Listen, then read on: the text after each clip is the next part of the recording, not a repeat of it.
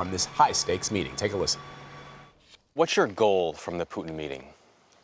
I'll let you know after the meeting. I have absolutely, it was mutually agreed. Let's have a meeting. I think it's a good thing to meet. I do believe in meetings. I believe that having a meeting with Chairman Kim was a good thing. I think having meetings with the president of China was a very good thing. I believe it's really good. So having meetings with Russia, China, North Korea, I believe in it. Nothing bad's going to come out of it, and maybe some good will come out. But I go in with low expectations. I'm not going in with high expectations. I can't tell you what's going to happen, but I can tell you what I'll be asking for, and we'll see if something comes of it. The Russians who were indicted, would you ask Putin to send them here? Well, I might. I hadn't thought of that, but I'll be asking about it. But again, this was during the Obama administration. They were doing whatever it was during the Obama administration. And I heard that they were trying, or people were trying to hack into the RNC too, the Republican National Committee. But we had much better defenses. I've been told that by a number of people. We had much better defenses, so they couldn't. I think the DNC should be ashamed of themselves for allowing themselves to be hacked. They had bad defenses, and they were able to be hacked. But I heard they were trying to hack the Republicans too. But, and this may be wrong, but they had much stronger defenses. Luke Coffey is with us now from Washington. He's the director at the Conservative Heritage Foundation Center for Foreign Policy. Good to talk to you, Luke. Hi, good morning. So let's talk about what your expectations, your analysis of this meeting between Russian President Vladimir Putin and President Trump is. Well, I have very low expectations as well. In principle, I think it's a positive thing that these two leaders are meeting. I think it's important in diplomacy to have heads of state being able to meet with one another from time to time. But I think President Trump needs to go into this meeting with his eyes open. President Putin has been around the block a few times. He's met 3 different presidents, Bill Clinton, Bush, and President Obama in the past. He knows what he's doing, and nothing since 1999, when President Putin came to power for the first time, shows that he can actually be a trustworthy partner for the United States. So I think it's very important that President Trump goes into this in a realistic manner. Luke, is there a danger in approaching a meeting like this without an agenda? It certainly seems like the president has a, I guess, loose agenda at best.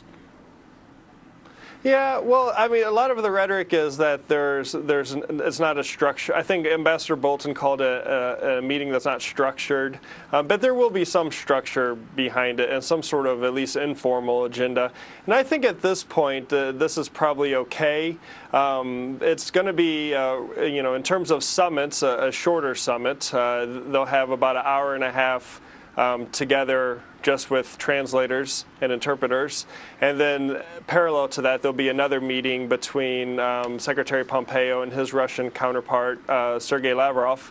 And then after those 2 meetings run side by side, there'll be a working lunch where the 2 sides will get together. So I think in this context, under these circumstances, this more relaxed, informal format is appropriate.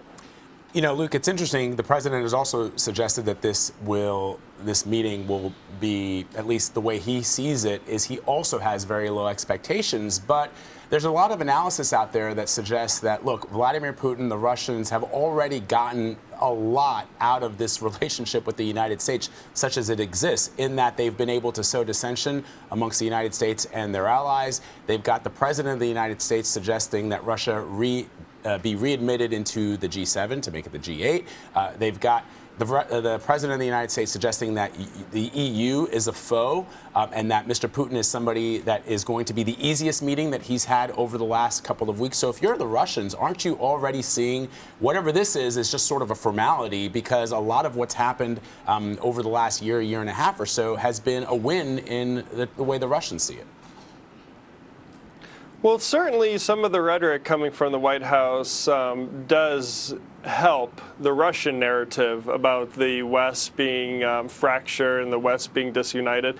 But if you move beyond the rhetoric, President Trump has actually been surprisingly tough against Russia. In fact, I would describe it as one of the biggest paradoxes of the Trump administration so far, that he's been probably the toughest president on Russia in terms of policy since Ronald Reagan. He's sanctioned over 200 Russian individuals. He's kicked out over 60 Russian diplomats. He has provided advanced weapons to Ukraine and Georgia, something that the Obama administration wouldn't do for 8 years. And even with all of his whining and complaining, and rightfully so, of Europe's lack of defense spending, the Trump administration has actually increased the amount of money the U.S. spends on European defense by 40% from the Obama administration.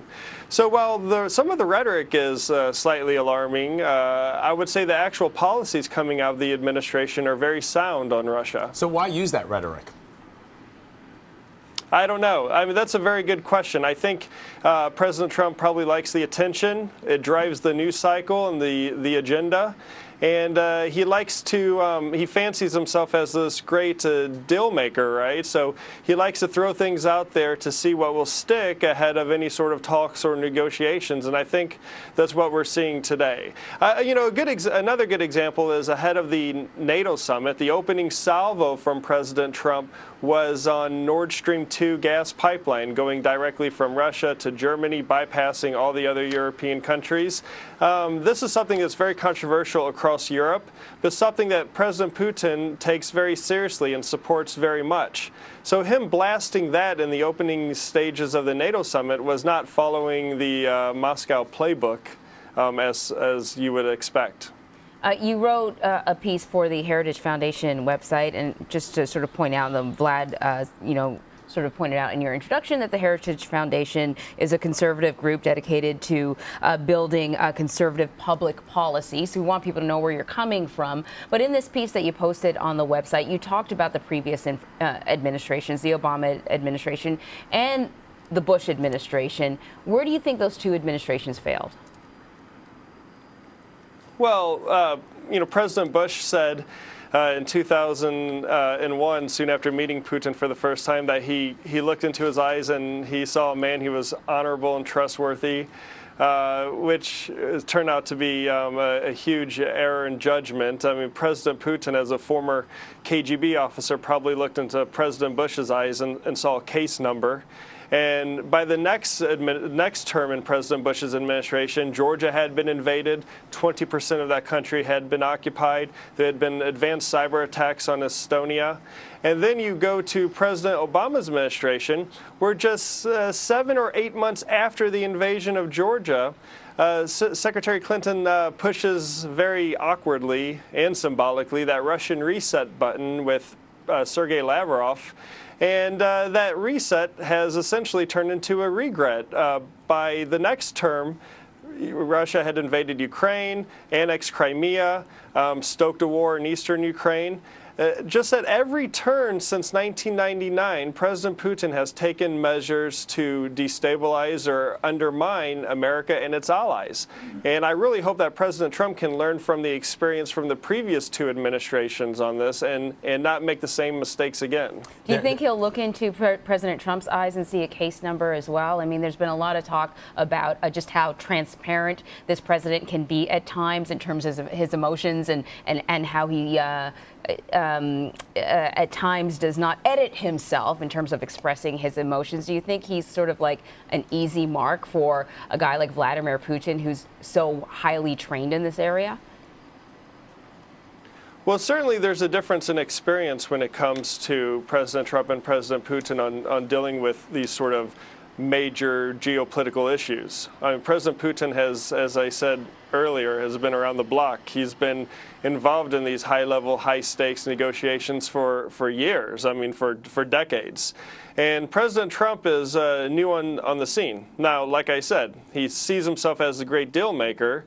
But I'm not sure what sort of deal he's going to be able to get from President Putin, because President Putin is not going to go into this meeting willing to give everything away, or anything away for that matter, unless it benefits Russia directly. And I think President Trump needs to understand that. Well, that's a great point, Luke, because and you rightly point out that previous administrations have made errors and they've made mistakes with the Russians. And this is the third president Vladimir Putin has seen. So he's definitely been around the block. He's a former KGB spy. He is well-versed in geopolitics. Here's another question, then. The fact that, for example, President Trump goes to meet with North Korean dictator Kim Jong-un, comes out of that meeting and now says, look, we're going to be suspending military exercises with the South Koreans and the Japanese and some of our other allies in the region, which is exactly what Pyongyang has been after for many, many, many years. The question becomes, as you point out, Vladimir Putin's not giving anything away. The fact that it appears that President Trump is really, for whatever reason, really wants Vladimir Putin to like him. You point out that he's been tough on sanctions. He's been tough in pointing out some of the issues with regards to Germany and the pipeline and the oil that is being sold from Russia to Germany. But he does appear to want Vladimir Putin to like him. And it goes back to my original question. In just having this meeting, does it appear, at least on the face of it, that it's a win? Because the president has refused to, publicly at least, condemn anything that Vladimir Putin has done. All the things that you mentioned, which are things that past presidents should have perhaps not let happen. The president hasn't been willing to criticize Vladimir Putin.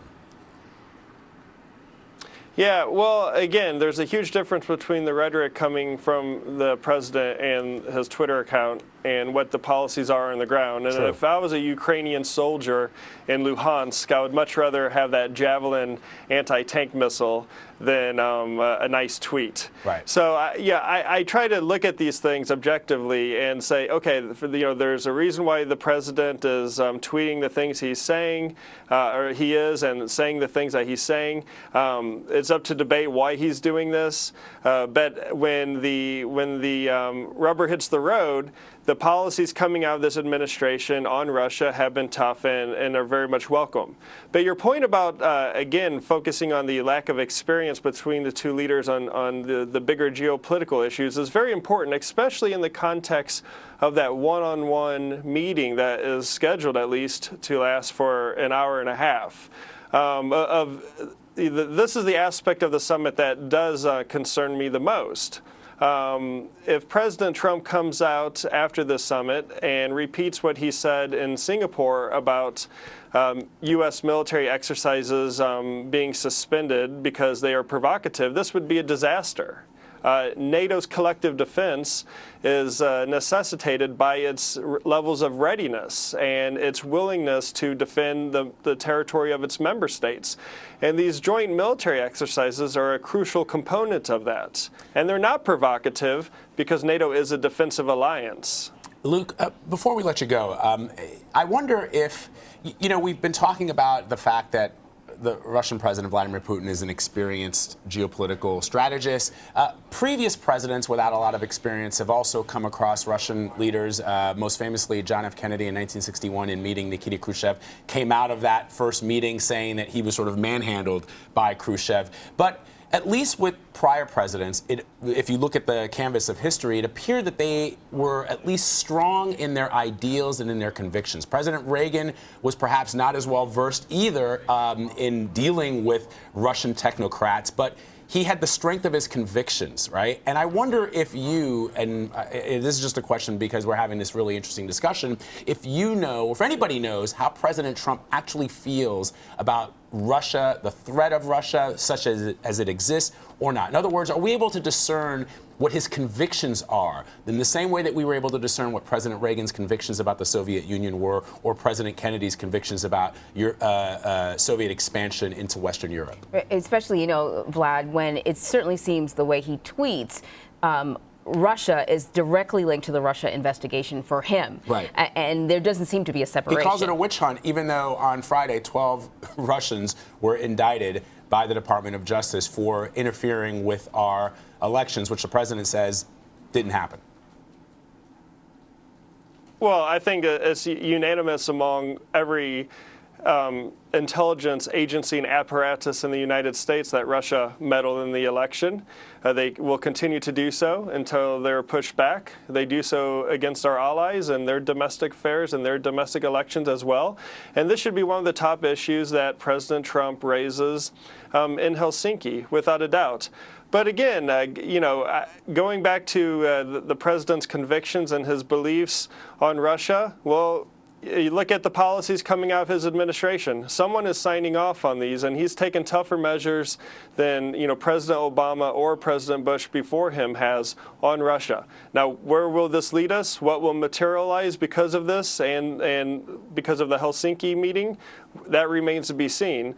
But right now, overall, moving beyond the rhetoric, if you look at the policies, I think the U.S. is in a good spot vis-a-vis Russia. All right, Luke Coffey, thank you so much for your analysis. We appreciate it. We'll be speaking to you a little bit later. Thank you.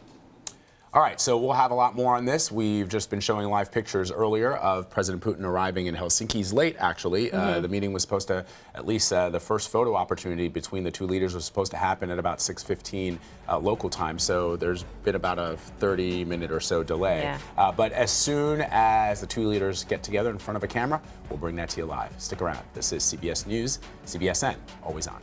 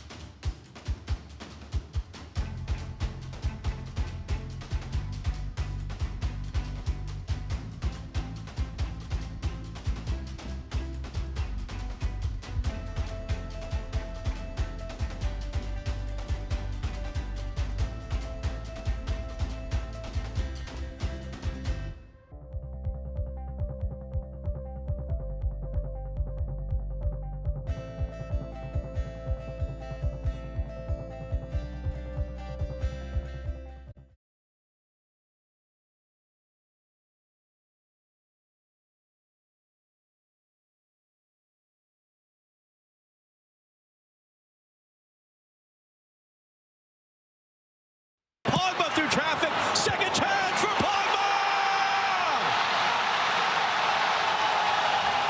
France won its second World Cup title, beating Croatia 4-2. France won for the first time back in 1998.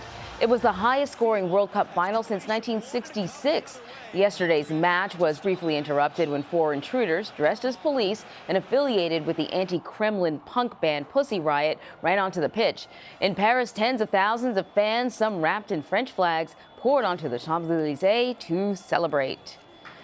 A French World Cup star is making a big donation, and pharmacy chain CVS apologized to a black customer. Those are some of the headlines on the morning newsstand.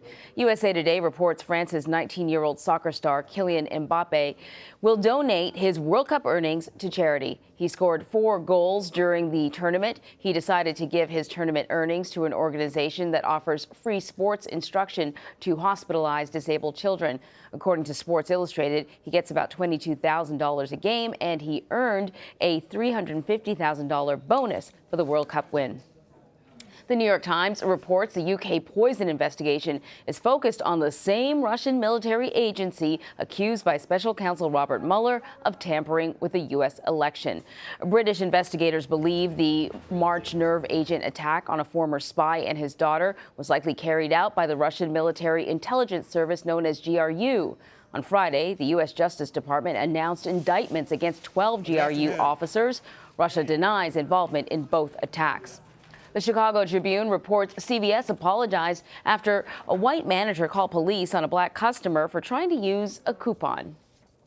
She's wearing a green Tell them I'll be here when shirt, they arrive, that I will be waiting for them to arrive. a white. You can tell them her name is dress, Camilla Hudson. I have she says ID her and name will is share Camilla it. Hudson. Camilla Hudson posted cell phone video of the manager calling police and accusing her of trying to use a phony coupon last week. Officers did not take any action when they got to the store. CVS apologized to Hudson and said the company doesn't tolerate discrimination. The company is investigating. The San Francisco Gate says an Oregon woman found alive after plunging off a cliff in California has a difficult recovery ahead. That's according to her sister. 23-year-old Angela Hernandez survived for 7 days at the bottom of an oceanside cliff in Big Sur. Her SUV ran off the road when she swerved to avoid an animal. She survived by using a radiator hose to siphon nearby water. 2 hikers spotted her Friday night, and she was later airlifted to a hospital. She said on Facebook she suffered injuries including a brain hemorrhage, fractured bones, and a lung collapse.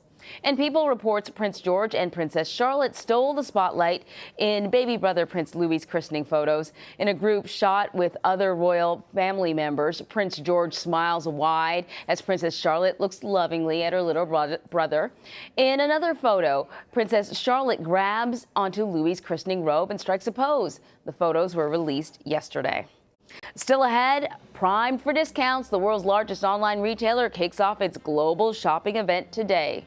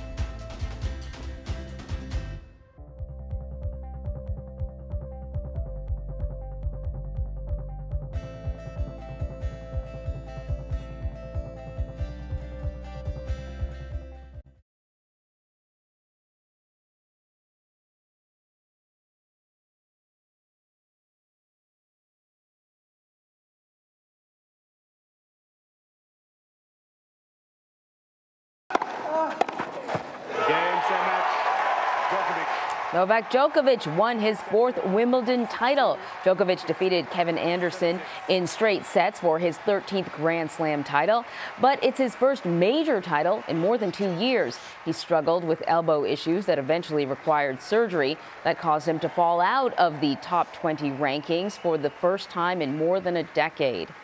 The 12 boys and their soccer coach rescued from a flooded cave in Thailand are generally well and are expected to be discharged from the hospital Thursday. On Saturday, the boys learned about the rescue mission to save them and the former Navy SEAL who died. Some of the boys got emotional during a moment of silence in his honor. The boys continue to recover but remain susceptible to infections and need to rest.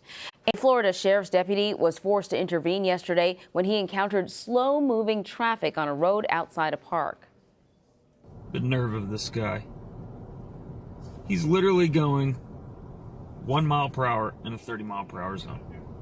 I mean, the guy's easily 100. You shouldn't be out on the roadways to begin with. I tried to talk to him, and he snapped at me. Well, he said he tried to shoo the turtle off the road, but was snapped at for his trouble. Then he followed the turtle at a very slow speed for about 20 minutes with his cruiser's lights on until it decided to head off into the woods. On CBS This Morning, a preview of Sacha Baron Cohen's new show, Who is America? Not only important to arm the teachers.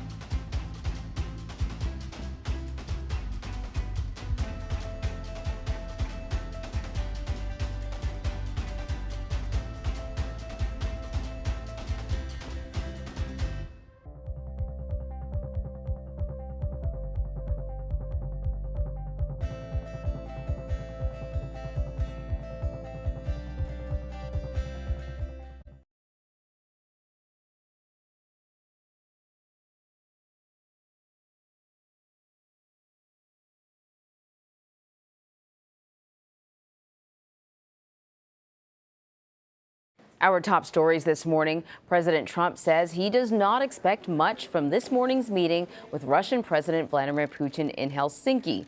Before the meeting, the president tweeted, "Our relationship with Russia has never been worse." This weekend, the president told CBS Evening News anchor Jeff Glor that relations have been greatly hampered by what he described as a witch hunt, referring to the investigation into the Russian meddling in the 2016 election. And Chicago police released body cam video of a man killed by police Friday. Harith Augustus had a gun in a holster and was reaching for his waist, though it's not clear if he was reaching for the gun. He did not fire the weapon. He died from multiple gunshot wounds. The shooting sparked violent demonstrations, and some protesters threw rocks and bottles at police. The director of national intelligence warned last week of the intensifying threat of cyber attacks against the U.S. He called Russia the most aggressive offender. Elizabeth Palmer looks at what's being done to crack down on foreign cyber invaders. If you don't like what your critics say, insult them. Ben Nimmo is a cyber investigator for the DC-based Atlantic Council. Who here has been insulted by the Russian propaganda machine already? With the U.S. midterms approaching, he's teaching these activists and social media experts how to detect and expose Russian disinformation online. Could be that he's been partially modified, but... We know that elections are always a big, juicy target. The aim is to head off the kind of Russian meddling that tainted America's 2016 presidential campaign. But with the midterm primaries already underway, Nimmo agrees with U.S. intelligence that Russian trolls and bots, those are automated fake accounts, are preparing a flood of toxic and divisive disinformation aimed squarely at U.S. voters. You'll see lots of push on gun control, on immigration, race relations. All the hot issues. All the hot issues. Supreme Court now, I would expect to see attacks. All it would take is a single call from the Kremlin to sick it on the U.S. election. But could a political breakthrough on Monday eliminate the threat? Could the Trump-Putin summit turn out so well, so cordial, that they won't interfere in the midterms? No. I think the probability of a Putin-Trump meeting solving the disinformation problem is zero. Elizabeth Palmer, CBS News, London.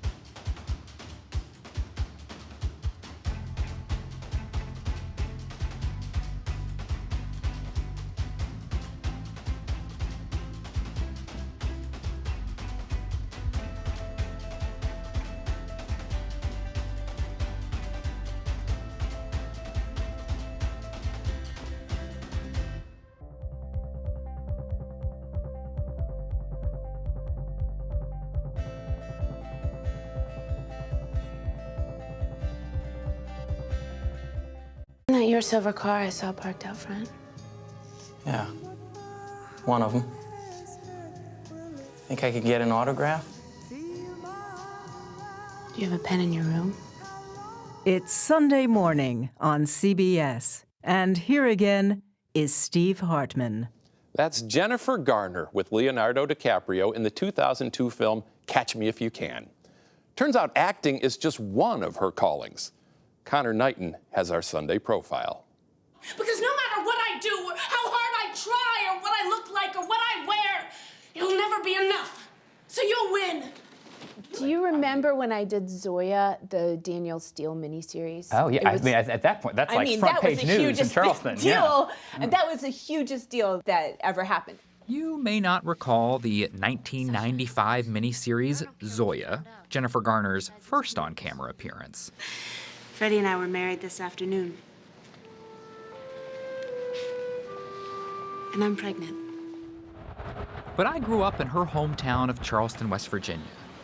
We went to the same church, we graduated from the same high school, so that means I can name every project she has ever done.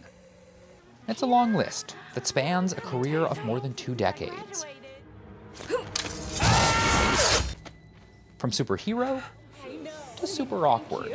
Everybody Wayne Chung tonight, right? From critically acclaimed indie films For about a year, a group of patients gets either the drug or a placebo. to huge ad campaigns. What's in your wallet? But way before she became the center of attention, Jennifer Garner was your typical middle child in a family of 3 girls. The daughter of a chemical engineer and a teacher, Garner's love of performing began on the dance floor. Well, my mom just put us in dance, and I wasn't as talented naturally as either of my sisters, but I was expressive. They would say, oh, she's very expressive. Garner entered Ohio's Denison University as a chemistry major, but graduated with a BFA in theater. After 4 years, she'd left her West Virginia accent behind. When I went to college, I had a bit of a twang. I sounded kind of mountainy, but I loved any play that was just dripping with words. The more words, the better. And it takes a long time to speak with a twang. So I had it kind of kicked out of me. After traveling the country in summer stock theater productions, building sets along the way, Garner started building a small resume of television appearances. I just don't want to fight with him. A guest spot on the series Felicity caught the attention of writer-director J.J. Abrams, inspiring him to create a role with her specifically in mind. Super spy Sydney Bristow on TV's Alias. But it was a role that the studio made her fight for. Literally. I went through the yellow pages. I looked up the local guy who had the most degrees of black belt. I called him. I went to see him every day. And by the time I had my 5th audition for Alias, they said, what can you show us? And I said, well, I've learned a couple of forms. I'm already this belt. I can do this. And I just stood in the room and did it.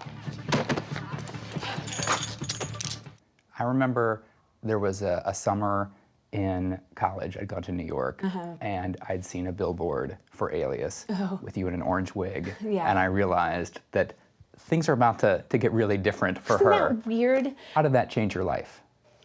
It changes it in such an instant and enormous way because it's startling to become recognizable. It's startling and shocking.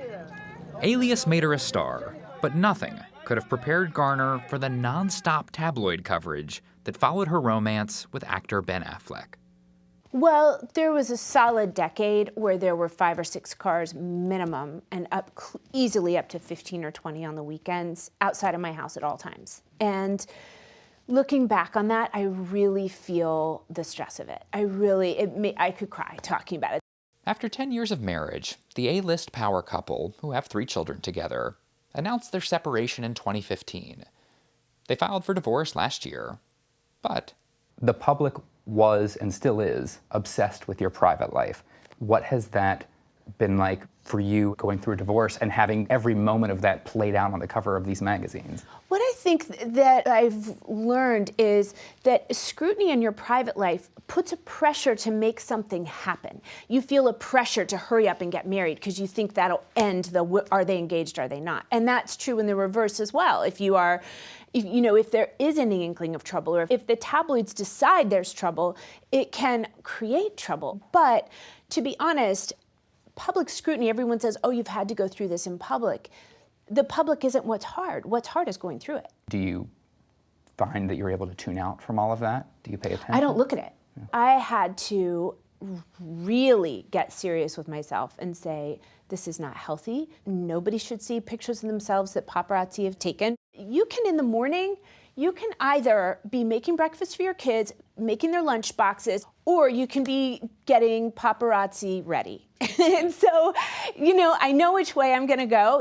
Came here, there's a little pond right there. My sisters and I caught our first fish in it. You won't find any paparazzi out here. Mama could sure fry good chicken. Yeah, she could.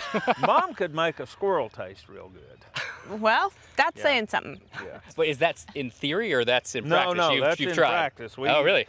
Yeah, we ate squirrels till I know. I will again if I have to. In Locust Grove, Oklahoma, just east of Tulsa, Garner's recently purchased the farm her mother Pat grew up on, and where her uncle Robert still lives. What all are you going to be growing here? We're going to be growing blueberries and kale and persimmons. And persimmons are native to here. They do real well here. With her uncle's help, Garner's turning the old family farm into a site to grow produce for Once Upon a Farm, the organic fresh baby food company she recently co-founded. Why was it important for you to have it on this farm? Well, first of all, if I had had any idea how happy it would make my mom to be part of bringing this little farm back to life, I would have done it 10 times over. But your family just has a connection to the land that has raised them, and I wanted the business to be connected to my family. Fresh food was a key part of Garner's childhood. Mom did not believe in processed food, so everything we had was homemade. We had, if it was a cookie, it was a homemade cookie. Of course, that doesn't always mean it was eaten. She was kind of picky. I was the pickiest. She was a I was a picky nightmare. eater and lived on peanut butter and honey. And she'll say, "How did you stand me, Mother?"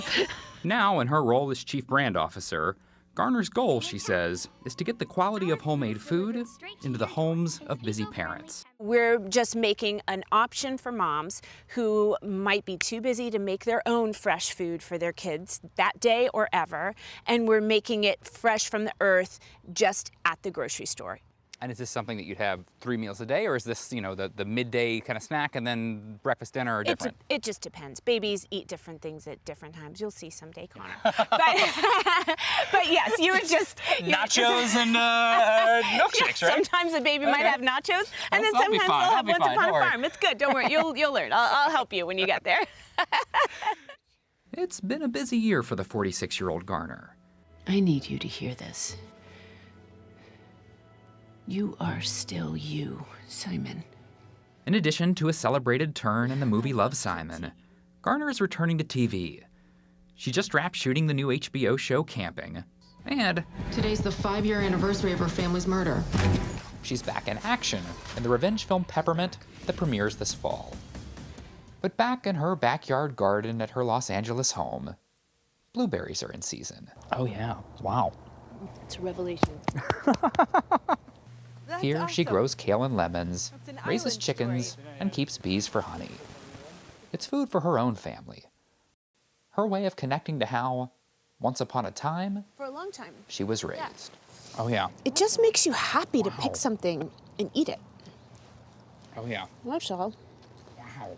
I mean, they're so good, right? I made a blueberry crumble the other night for dessert. I made blueberry.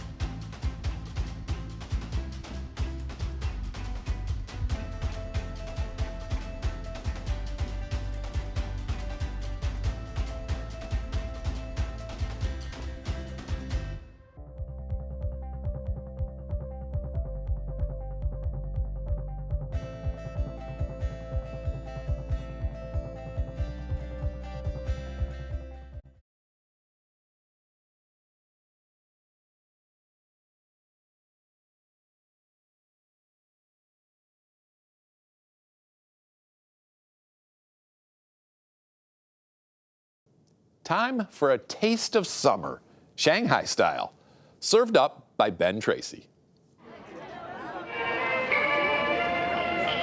In this hyper-modern metropolis, the present often looks a lot like the future. But down just about any street, there are still signs of Shanghai's culinary history.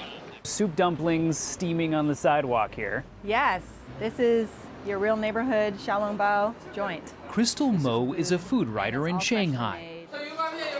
She took us to one of her favorite spots for the city's most famous dish, Xiaolongbao, otherwise known as soup dumplings. A hungry lunch crowd was lined up out the door. You know, this shop is the kind of just neighborhood place that are still in every neighborhood in Shanghai. Soup dumplings begin like most dumplings do. Dough is rolled out and pressed into little circles. The filling, usually pork, is placed inside. They are carefully folded by hand, creating perfect dumpling dimples. A higher number of folds, up to 22, is considered a sign of a higher quality dumpling. But what about that liquid inside? It seems magical. I mean, when people come to China and they have it for the first time, they're like, so is it like injected? Is there like a hypodermic needle? Like, how do you get all of that soup inside the dumpling? The soup comes from pork aspic, a jellied pork oil cut up into the meat mixture. When the dumplings are steamed, it liquefies, creating the distinctive soup inside. I assume this is not health food. It tastes way too good. It depends what kind of diet you're on. Not gonna be skinny after this shoot. The tastiness of soup dumplings is not in question, but its origins are somewhat debatable. Most agree these dumplings were invented in the 1870s in the Shanghai suburb of Nangxiang. A dumpling maker, looking to attract new customers, added the pork aspic and then steamed the dumplings in round bamboo baskets. They were a hit, and Xiaolongbao was born, which translates literally as small basket bun. Decades later, another Shanghai chef moved to Taiwan and was hired by a cooking oil store named Din Tai Fung. That brand has made the soup dumpling a household name all over the world, with dozens of restaurants, including several on the west coast of the United States. The soup dumpling is a must-try food when you're in Shanghai. Let's go. Shanghai is still home to the best Xiaolongbao, and food tours like this one make it their first stop, even if tourists aren't quite sure what to make of it. It's kind of like a sort of pasta with a meatball inside. But eating delicate dough filled with piping hot soup takes a bit of practice. I need you to show me how to actually eat these because I'm pretty sure I'm not doing it right. All right, well, I hope that you're not too attached to your shirt. Get a napkin. What you want to do is take a little bite out of the skin at the top. Okay. There you go. And then you suck out the soup. And now you have a safe dumpling to eat. It's not going to burn my mouth. No, and now you can just do it in one. This is the kind of food I can eat when I'm not even hungry. Like, you just keep eating it because it's so good. It is so good.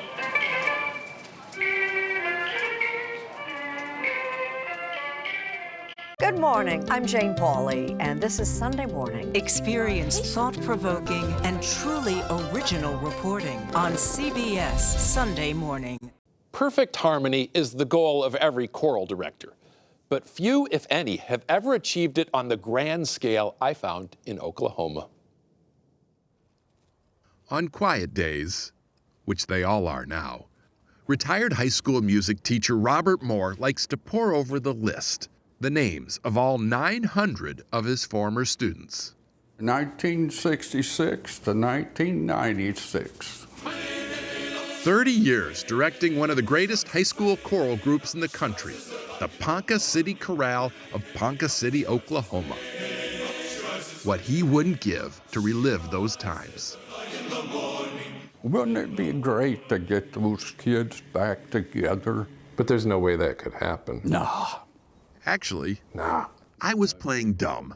There is very much a way, and it was already in the works. But it would be fun. It would be. Unbeknownst to Mr. Moore, for the past year, a small group of students have been plotting a surprise. They lured. All right, you've got a live look right now as President Trump's motorcade arrives at the presidential palace in Helsinki, Finland. Again, we're moments away from this highly watched meeting between the president and Russian President Vladimir Putin. Mr. Trump is arriving, as you can see there, and we expect that there will be a special report from CBS News at the moment that he steps out of the vehicle. Of course,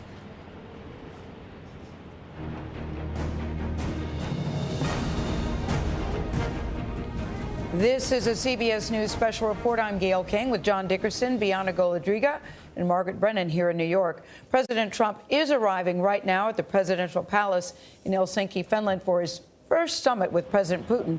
Putin and his entourage walked into the palace just a few minutes ago. President Trump has told CBS News he has low expectations for his summit with the Russian leader. Mr. Trump has been urged to confront Putin on several topics, including Friday's U.S. indictment of 12 Russian military intelligence officers accused of hacking the computers of the Democratic Party officials during the last presidential election. While the president is trying to diminish the significance of the meeting, it is drawing huge interest from around the world. Nora O'Donnell is leading our coverage in Helsinki. Nora, good morning. And good morning to you. A bit of drama this morning as this summit is already an hour behind schedule. In fact, it was President Vladimir Putin of Russia who has kept President Trump waiting. He was scheduled to arrive just about an hour ago, but as President Putin likes to do, he likes to keep other world leaders waiting. And so now you see President Trump arriving here just about an hour late. And this is a historic meeting. Of course, Trump is the fourth U.S. president to meet with Putin, but never before in history has a U.S. president spent time alone with the Russian president. In fact, according to the White House schedule, they have budgeted an hour and a half for Trump and Putin to meet alone, just the two of them, with some translators. And so the question that many have this morning is, what is on the agenda? What are they going to discuss? Will President Trump deliver a strong rebuke to the Russian leader to cut it out, not only for what the Russians did in the past presidential election, but what, according to the Director of National Intelligence, the Russians are doing right now? Major Garrett is here in Helsinki. Major, what have you learned so far? Well, Nora, as you said, this is a high visibility, high coverage diplomatic event. And two questions at the front end are significant: what to call it and what to make of it. First, what to call it. For days before we got to Helsinki, senior administration officials lobbied White House reporters, at times badgered White House reporters, don't call this a summit. Just call it a meeting. On the Sunday shows, that was repeated. And yet yesterday, with one single tweet, President Trump himself declared it's a summit, which brings us to question two: what to make of it? What is here in Helsinki? The president, for whatever reason, has been incredibly vague about his agenda with Vladimir Putin. And it's been unclear how significantly he will press that issue of election meddling in 2016 and what, as you said, Nora, Dan Coats, the Director of National Intelligence, says is still going on in preparation for the midterm elections in 2018. There are lots of other issues: Crimea, the Baltic states, Syria, and the like.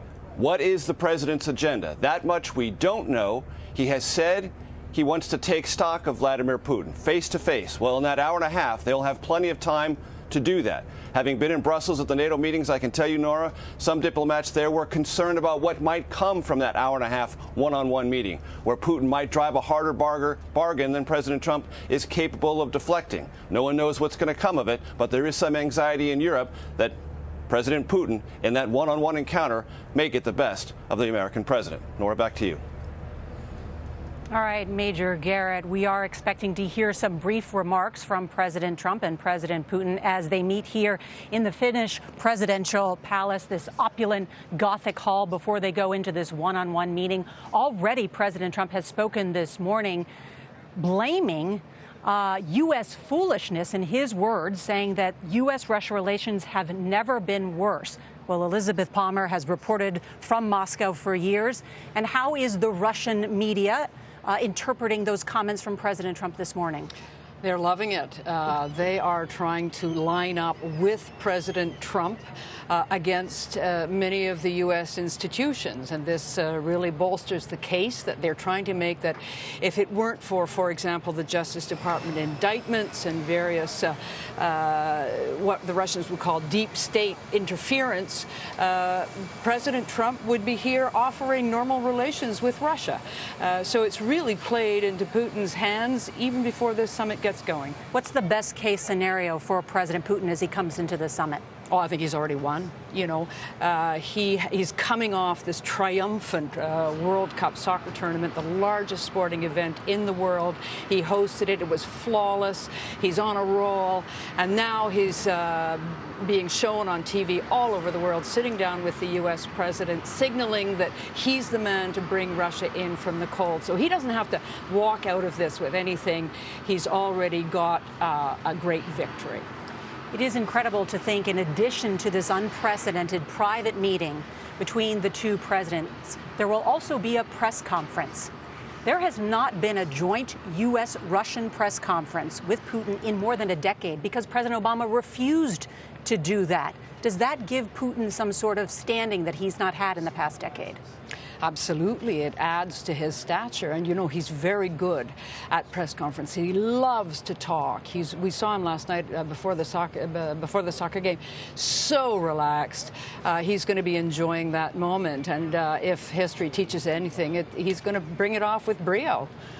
Well, we have an historic morning to cover here. Elizabeth Palmer, thank you so much. For now, let's send it back to New York. John? Nora, thank you. Face the Nation moderator and CBS News senior foreign correspondent Margaret Brennan is with us. So, Margaret, what are you looking for in this meeting today? Well, I think what we're watching here is the end of yet another Obama legacy. Isolating Vladimir Putin is no longer. He comes, as Liz just said to you, in the wake of this huge World Cup, step onto the global stage, and now he's being welcomed with open arms in many ways by the President of the United States. It's not only the kind of attention that he has craved, but it's the exact opposite message that he's been delivered by world leaders, which has been, if you misbehave. And by misbehave here, we mean, look, this coincides with the anniversary of the shoot down of that airliner, that passenger airliner over Ukraine just a few years ago. That killed 300 people. Russia was blamed for that. Poisoning on UK soil just in the past few months, British citizens. You have the election meddling. You have the military intervention into Syria, into Ukraine. That is why Russia was isolated by President Obama and by world leaders up to this point. And so what President Trump is saying here, which is consistent with his sort of worldview, is history starts now. It starts with me. This is the reset here, and that all that doesn't matter. And that's what's so troubling to President Trump's national security staff, because they say, no, we need these precedents. We need to be able to put more pressure on Vladimir Putin to get somewhere. Yeah, Obama famously called Russia a regional power, and that seemed to really irk Vladimir Putin. He wanted to be seen as a global power. Given the indictments that went down on Friday and what we heard from Rod Rosenstein, Vladimir Putin lied to President Trump, lied to his face when President Trump said he asked him about election meddling, and he said, Vladimir Putin told me no, he didn't. This directly links the meddling with the Russian government. Right. How important is it for President Trump to say, you lied to me? Why? Well, for many, particularly in the national security establishment, it is important to say, we know what you did. And in many ways, that indictment is not so much about a prosecution, but it's about deterrence. Look at the detail in that 29 pages to say, we know exactly how you did this, so don't do it again.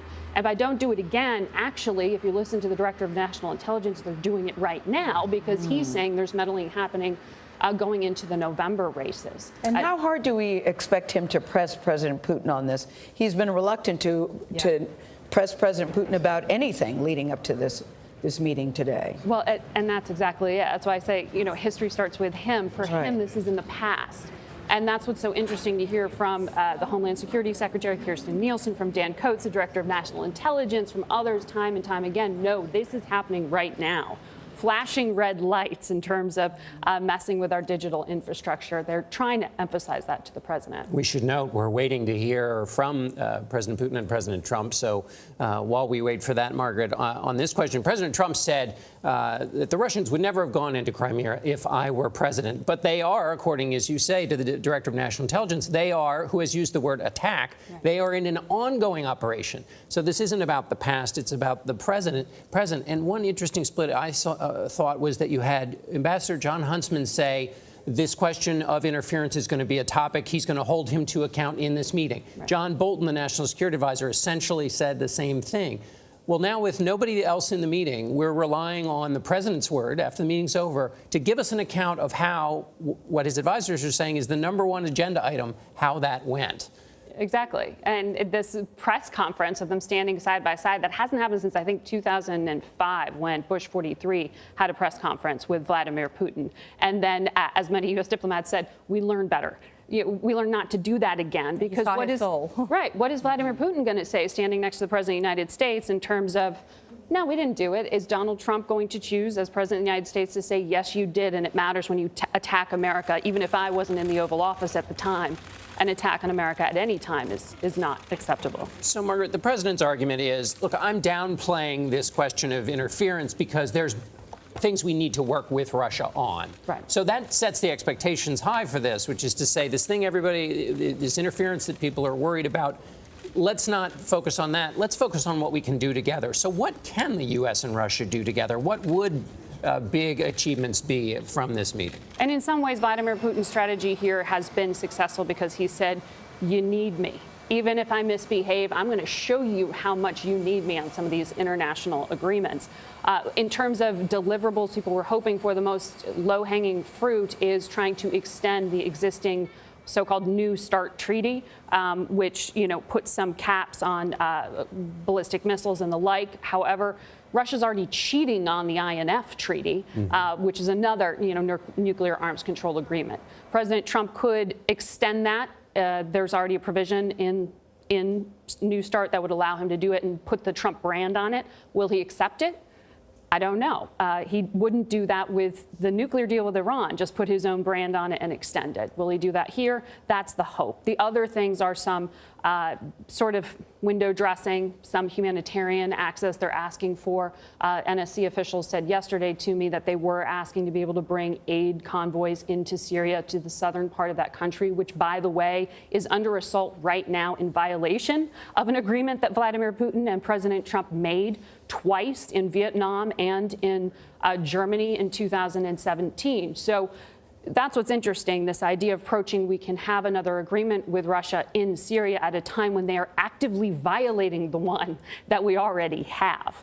They're also talking about possibly whether or not to bring up with Vladimir Putin the idea of asking for help evacuating some of those that the U.S. previously supported, like the White Helmets, these rescue workers who have been helping out Syrians in distress. The concern is that Vladimir Putin will run circles around President Trump. Not only was he a KGB agent, he's had 20 years experience as president of Russia. President Trump said that he's going to approach this by winging it, this sort of we'll see mentality. A lot of concern about this private meeting, especially because of that. Let's bring Ian Bremmer in, who's joining us now. On this issue alone, about Vladimir Putin running circles around President Trump, how concerning is that? I think it's concerning to Trump's own administration, to his advisors. We certainly saw in the NATO meetings that Trump was running all of these bilaterals himself. He wasn't going to his advisors the way he did even a little bit more at the G7 with Larry Kudlow, frequently taking a big piece of it.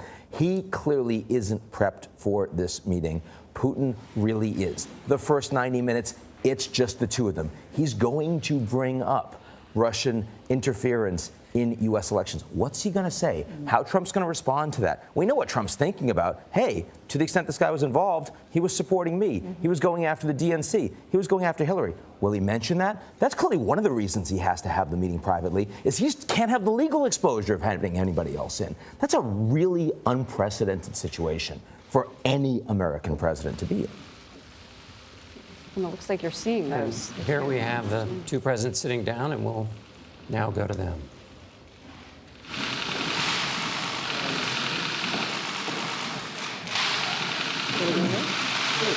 Уважаемый господин президент, мне очень приятно встретиться с вами здесь, на гостеприимной земле Финляндии, Хельсинки.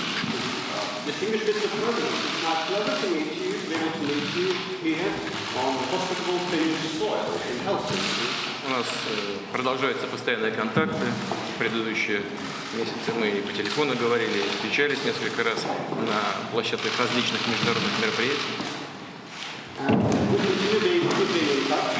We have phone conversations and physical meetings. We met on the different events, international multilateral events. Ну, конечно, настало время поговорить обстоятельно о наших двусторонних отношениях и по различным болевым точкам в мире, и достаточно много для того, чтобы мы обратили на это внимание. And now it's time to talk in detail about our bilaterals, as well as some of the hot points worldwide. There's quite a number of these for us to make note of and discuss them. Thank you so much. Thank you. Thank you very much. Well, first of all, Mr. President, I'd like to congratulate you on a really great World Cup, one of the best ever, from what everybody tells me, one of the best ever, and also for your team itself doing so well. Во-первых, господин президент, хочу поздравить вас с успешным окончанием чемпионата мира по футболу. Как всем известно, это был наиболее организованный чемпионат мира по футболу. И хочу также поздравить с героем Майдана. I watched quite a bit in the United States. We call it soccer, and I watched quite a bit of it, and I watched the entire final and the semifinals, and they were really spectacular games, but it was beautifully done. So congratulations on that. Я смотрел за играми, у нас в Соединенных Штатах эта игра называется «Бейсбол сокер». Смотрел как финальную игру, так и полуфинальную игру. Обе были очень интересные. Most importantly, we have a lot of good things to talk about and things to talk about. We have discussions on everything from trade to military to missiles to nuclear to China.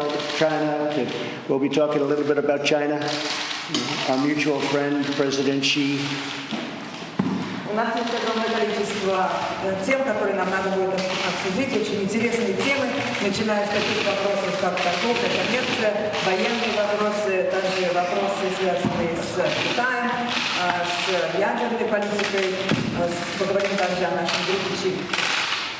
I think we have great opportunities together as two countries that, frankly, we have not been getting along very well for the last number of years. I've been here not too long, but it's getting close to 2 years. But I think we will end up having an extraordinary relationship. I hope so. I've been saying, and I'm sure you've heard over the years, and as I campaigned, that getting along with Russia is a good thing, not a bad thing.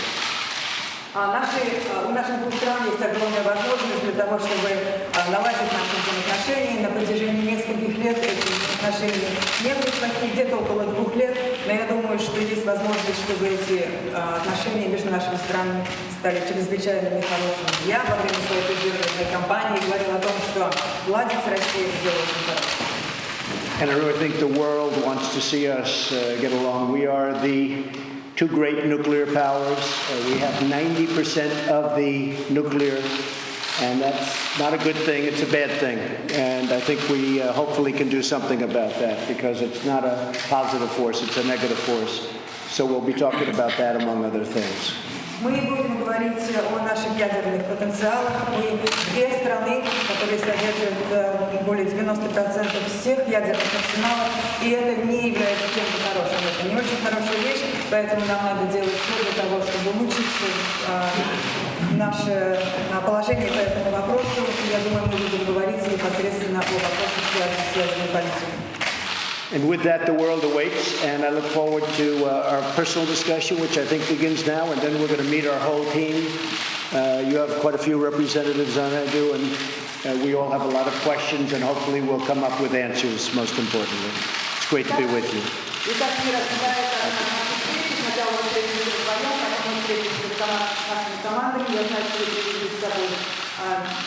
Свою команду, большое количество людей, и я думаю, что мы сможем обсудить большое количество очень важных для нас вопросов.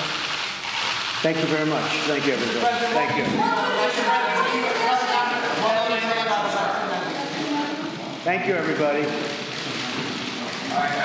Thank you very much.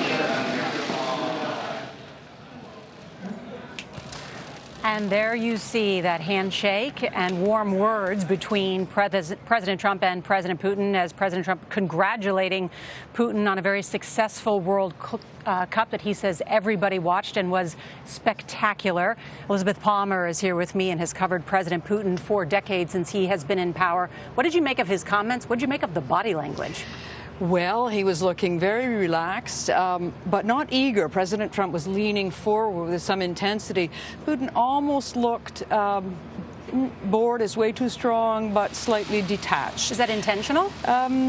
Probably. We have to remember he's an ex-spy. He's been trained in mind games. And he was also very non-committal about what they would talk about, whereas President Trump actually put some suggestions on the table. So Putin's playing his cards very close to his chest.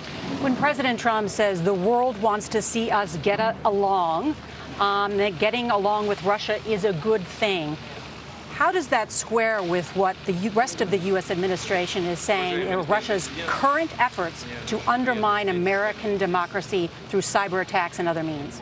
Well, getting along with Russia clearly is a good thing. The question is, at what cost, you know, and if it means putting up with Russia's continuing attacks on American institutions and trying to enlarge its sphere of influence in Europe and undercutting NATO, then probably most of the American institutions would say, no, the cost is just too high. And it's unlikely that Putin is going to leave this conference having given anything up, let's just say right now.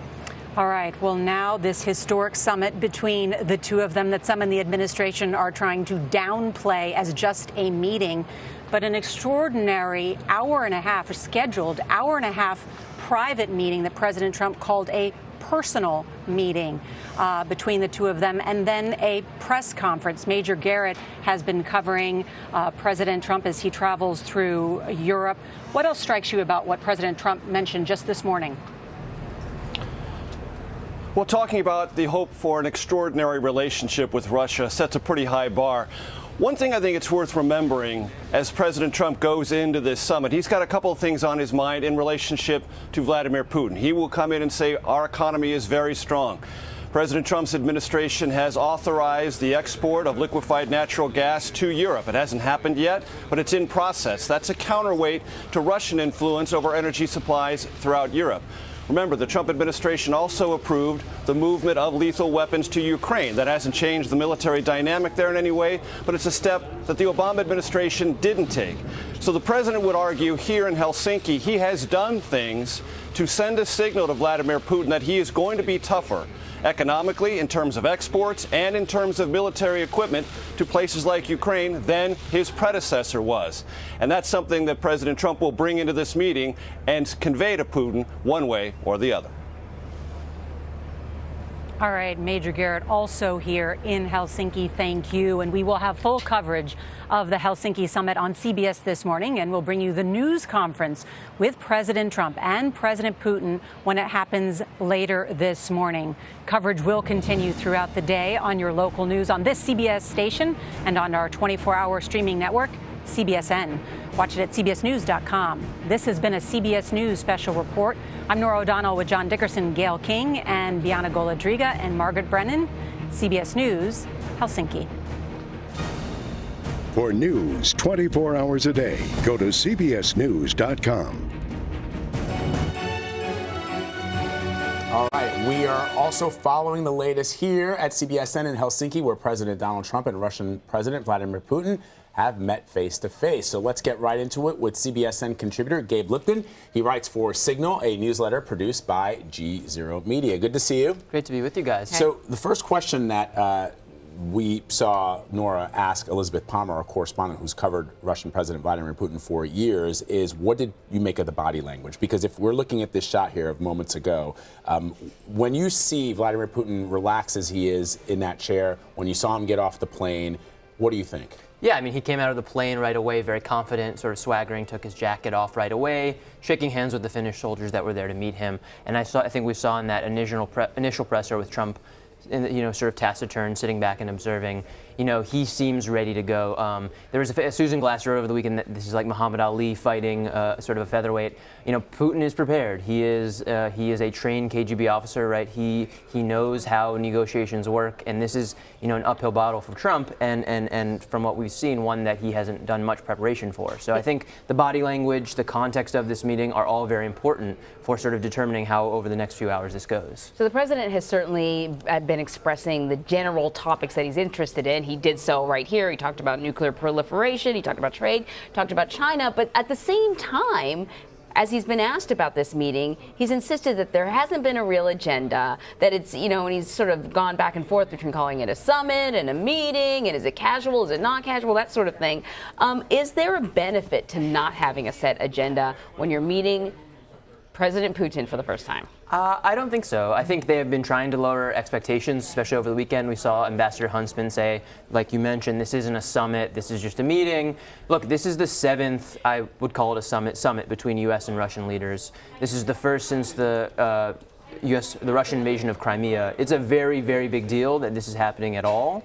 And I think to go into this without any objectives, without any clear sense of what a victory is, or even a broader sense of how you're going to deal with what's lingering over this meeting, but the Mueller investigation and other actions in Ukraine, to me is very risky. It's a very risky thing to do. It's interesting that the president did lay out an agenda of sorts where Vladimir Putin didn't lay out anything. Yeah. He was poker faced the entire time throughout this little introduction that they just had here.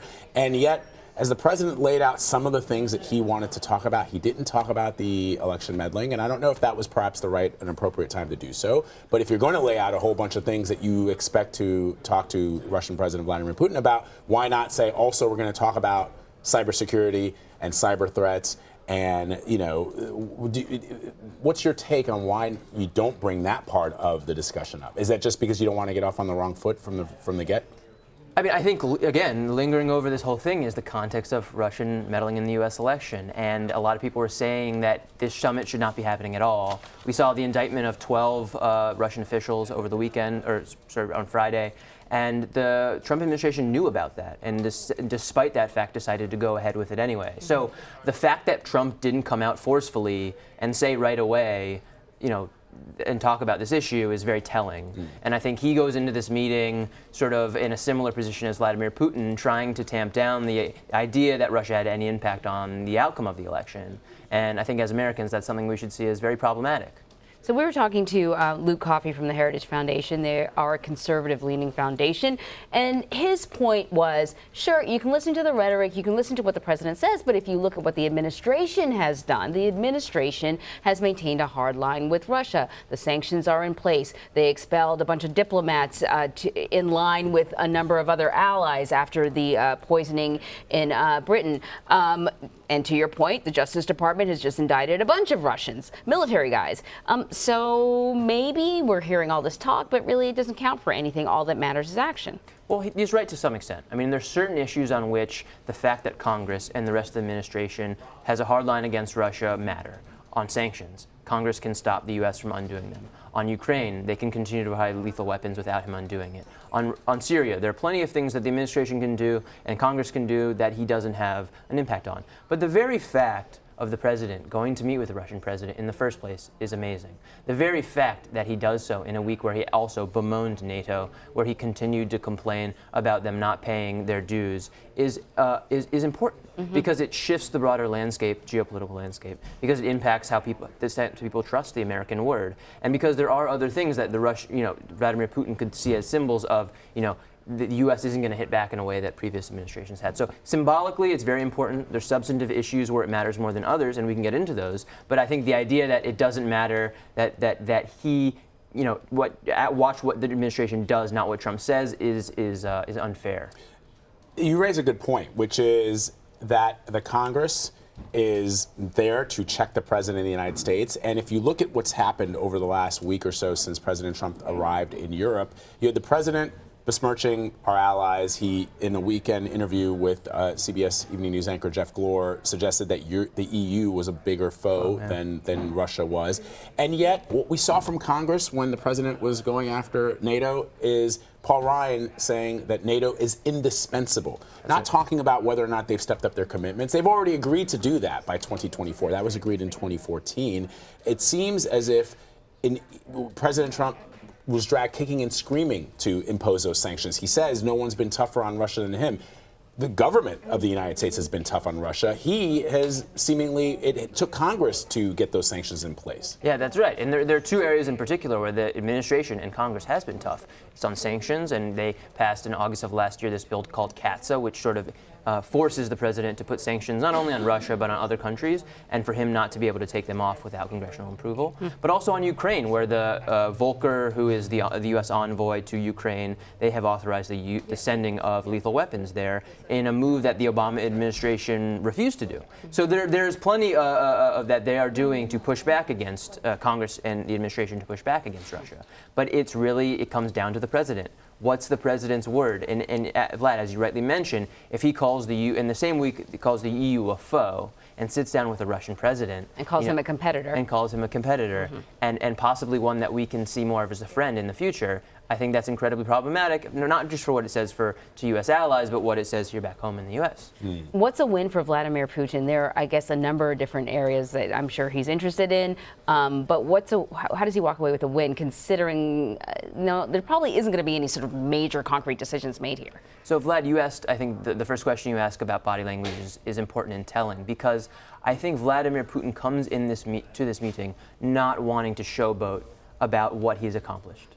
I mean, there are little smirks, but I pointed out to Anne-Marie there was one that I noticed. There are a few smirks. Yeah. I think we'll see more of that. But he's in a delicate position because he has achieved a great deal between what he has done in terms of dividing NATO, in terms of possibly getting Russia back into the G8, now the G7, in terms of Ukraine. He doesn't want to showboat because, as we said, the Congress is very upset with Russia, and he doesn't want to flaunt that in front of them. So just this meeting, I think, is a very important accomplishment for him. And I think there are other issues where he'll try to work out subtly on Ukraine and Syria and Iran, other things that are aligned with Russian prerogatives. But he's trying to tamp down expectations of it. It's interesting, too, that the president, in each instance where he's asked about whether it's meddling, whether it's Russia's annexation of Crimea, he pivots to blaming President Obama for that. Now, even if you agree that President Obama should have done more, that President Obama's administration, and even prior to that, President Bush's administration, has been played by the Russians in ways that perhaps were not beneficial to the United States, he's president currently. And when I read a quote like this, and I was talking to Anne-Marie about this earlier, that the German foreign minister in a German newspaper, according to Reuters, said this: to maintain our relationship, our partnership with the USA, we must readjust it. The first clear consequence can only be that we need to align ourselves more closely in Europe. In other words, the German foreign minister is saying, look, with the rhetoric coming out of the White House, we can no longer rely on the United States as a reliable partner for what we need to do. So therefore, Europe needs to maintain its integrity by even becoming stronger than ever. If you're Vladimir Putin, isn't that one of your goals, to draw the Europeans closer to Russia and distance themselves from the United States? Yeah, I think that's exactly right. And this was Emmanuel Macron was actually just in Russia for the World Cup finale, but also to talk with the Russian president about various interests of France. The Netanyahu was just there as well. A member of the Iranian delegation was there earlier. There are a lot of foreign leaders going to Russia to talk to Vladimir Putin. And I think that is important. Even though they have sanctions in place, too, Putin has actually been talking about how trade has gotten better with Europe over the past couple of months, even with those sanctions. I think that's right. And Europe sees sanctions as a very complicated thing. They have much more trade reliance, as the president had talked about, in the context of oil, but more broadly with the Russians. And there are plenty of other countries that are interested in doing business with Russia. But there's a broader issue, too, about Europe. And I think we will see, and you quoted Heiko Maas, the German foreign minister. There are plenty of others who are looking at what's going on between the NATO summit and this meeting with Putin and saying we do have to go it alone more. The question is, can they do that, and to what extent are they willing to use resources to actually change their position in the world? How important is this for Putin, the way it plays at home? Because I'm surprised to hear that there's been some improvements in trade, because we know that the economy is falling apart because of sanctions in Russia. So this has got to be something that's important for him. I know maybe the next election isn't in question for him, perhaps, but having the support of the Russian people has to have value. Yeah, I think Putin has two broad prerogatives. One is to maintain enough economic prosperity that his poll numbers and support continues to go up. The World Cup was a massive success for him. But he has actually, during that period, also instituted a very controversial pension reform that has seen his polls fall about 14 or 15%. So that's the economic side. On the global side, Putin has billed himself as delivering Russia back onto the global stage in various ways, showing that it is a power to be, if not reckoned with, at least have a seat at the table. Right. That's where he succeeds with this. And I think Russians have a deep sense that they should be part of the global conversation, that they are an important power, and Putin is living up to that by meeting with the U.S. president. In your analysis, given that, look, we all know that President Trump fancies himself as a deal maker. He likes making deals.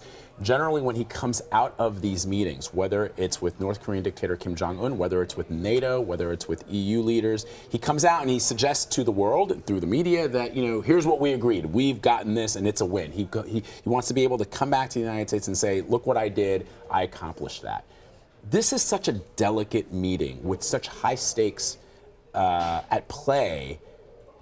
I just wonder, and I'm asking you to speculate here, but just given the track record and just given the history, given the fact that he came out of that meeting with Kim Jong-un and said, look, we're going to suspend military operations, military drills with South Korea, which was news to the South Koreans. Yep. And something that Pyongyang had wanted for decades. He basically gave that up in a press conference that he delivered right after the meeting was barely over.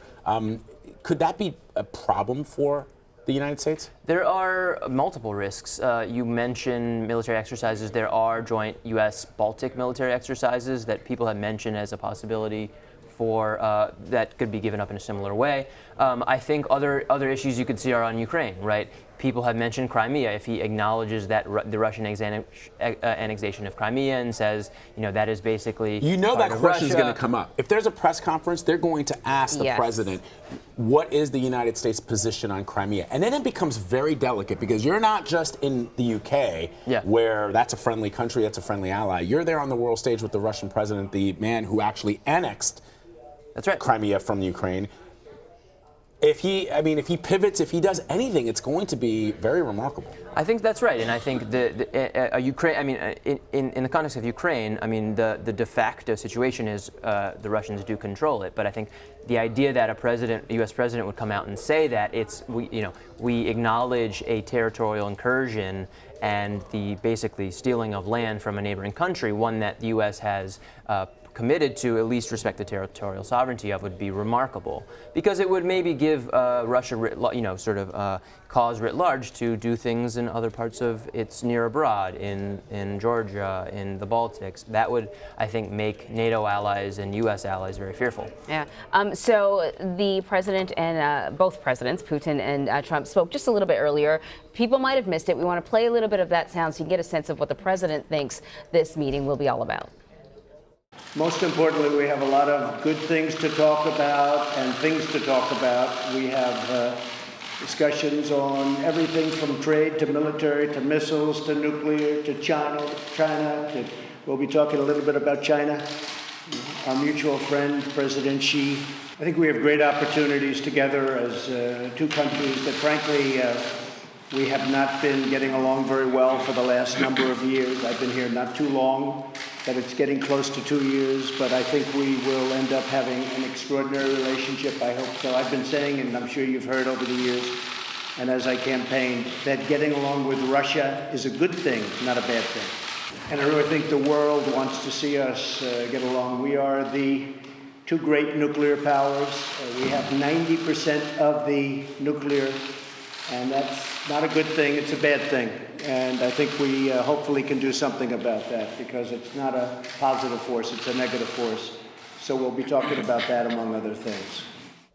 So there, the president went through a whole list of stuff. Some things obviously not there, like Crimea, like Syria. He did finish off by talking about nuclear proliferation and that it's bad for us all to have them. But, you know, I want to, before we talk about that, he reiterated this idea that it's a good thing if America gets along with Russia, right? Very simple. Is it a good thing? And is it possible with Putin as the president? It is absolutely a good thing, but it's it's troubled every single U.S. president for the last few decades. I mean, we have seen with Obama, with Bush, with presidents of either party, usually an attempt within the first year to get along with Russia, and then some crisis, Ukraine, Georgia, the shooting down of aircrafts over Ukraine, blow it up. And so the question is, what is that crisis point? And we are already at a crisis in terms of the relation between the U.S. and Russia's involvement in the U.S. election. So the very fact of this meeting happening, I think, probably wouldn't have happened under most U.S. presidents. And so I think, you know, the U.S. and Russia should get along. There are plenty of issues, nuclear proliferation being the most important, where we can work together. But it's the question is on what terms, right?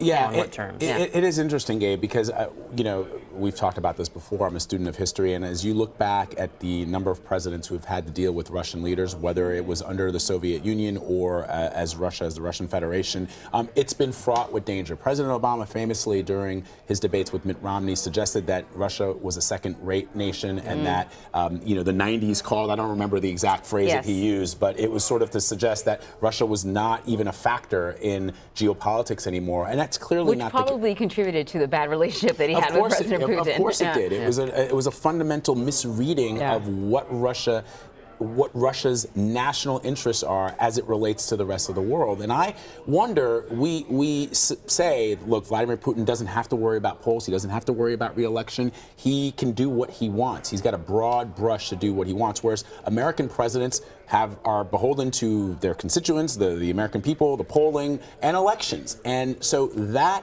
I think, makes it feel as if the Russians have a long game. And that game isn't predicated on the 2020 midterms, the 2018 midterms or the 2020 elections. It's predicated on where Russia will be standing on the world stage in years and perhaps even decades to come. What do you think it is? I think, well, for Putin, again, it is this idea of delivering Russia back onto the global stage. But it's broader than that. It's about reasserting its influence in sort of post-Soviet states that were previously part of the Soviet Union. It's about reasserting its influence in the Middle East in particular, and that's what the war in Syria is about, not only propping up support for Assad, but also in other parts of the world, and being expanding Russian commerce around the world. In part, we see, for example, cooperation between Russia and Venezuela and other countries in Africa, and this idea that Russia is not, as I think Obama mistakenly characterized it, a second-rate power, but it really is a global player, both in economics and politics. Yeah. Right, Gabe Lipton, thank you so much. I don't know if you're going to be with us for the rest of the day. I don't think so, right? I'm not sure. Maybe around, but we can chat more. Yeah, definitely. We're going to take a quick break, though. Of course, we're going to be continuing to cover this news out of Helsinki as soon as it happens. We are expecting a press conference after the two leaders meet. We're going to bring that to you. For now, though, you are streaming CBSN, CBS News, always on.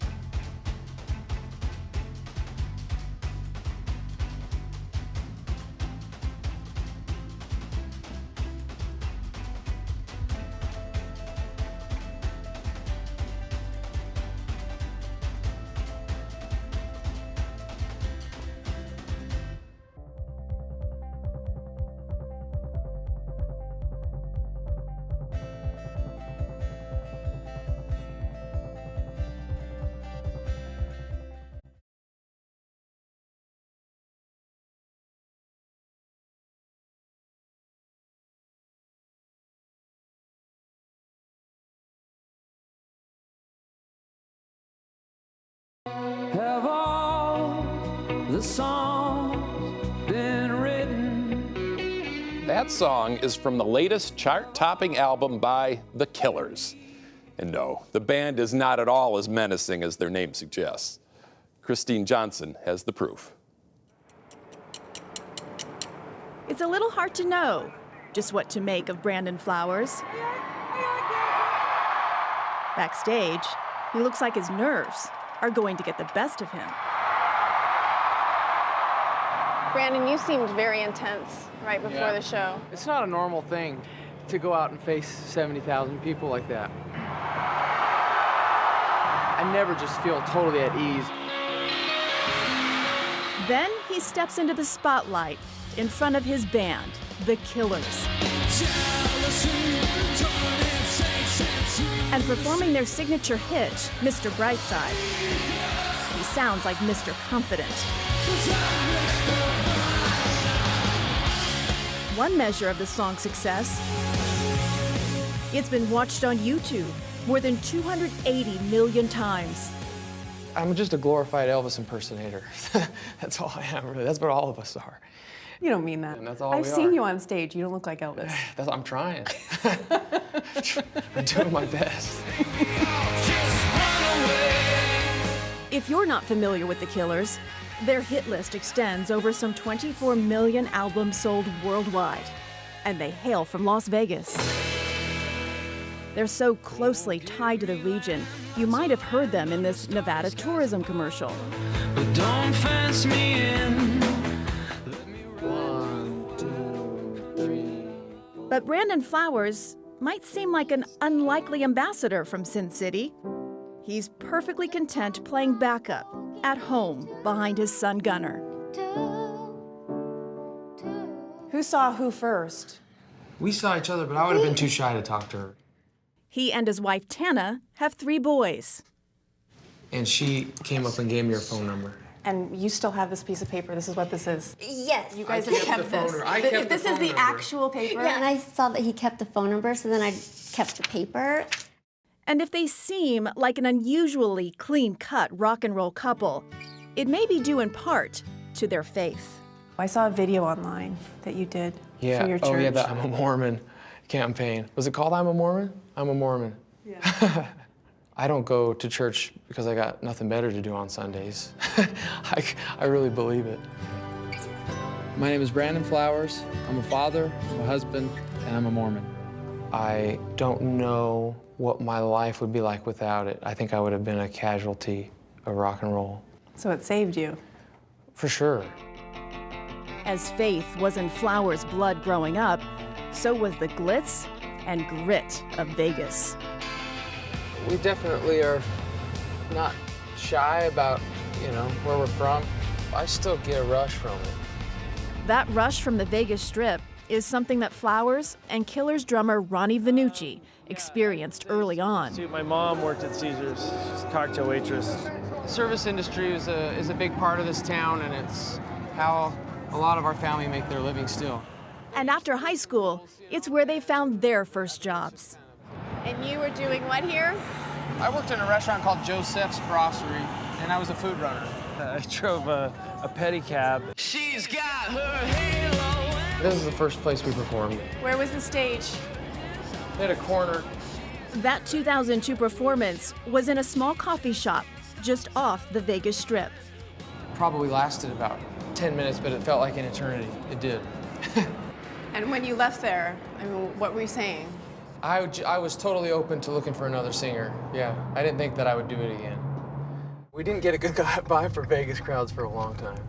The vibe we got was that, what the hell are these guys doing? Yeah. What is this? We played for just about every major label in the US, and none of them were picking up on us. The president of Warner Brothers said I didn't have enough sex appeal. But the Killers had an ace in the hole. That song, Mr. Brightside. Guitarist Dave Kooning came up with a riff that has become instantly recognizable.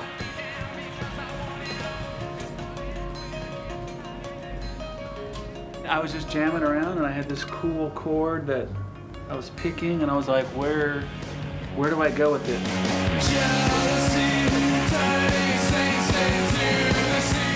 Did you know? No. Come on. I would get goosebumps performing it, but I didn't know it was going to become what it's become.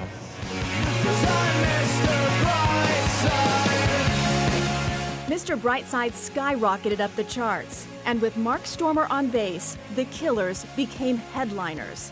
But as they toured the world, they say they never forgot their roots.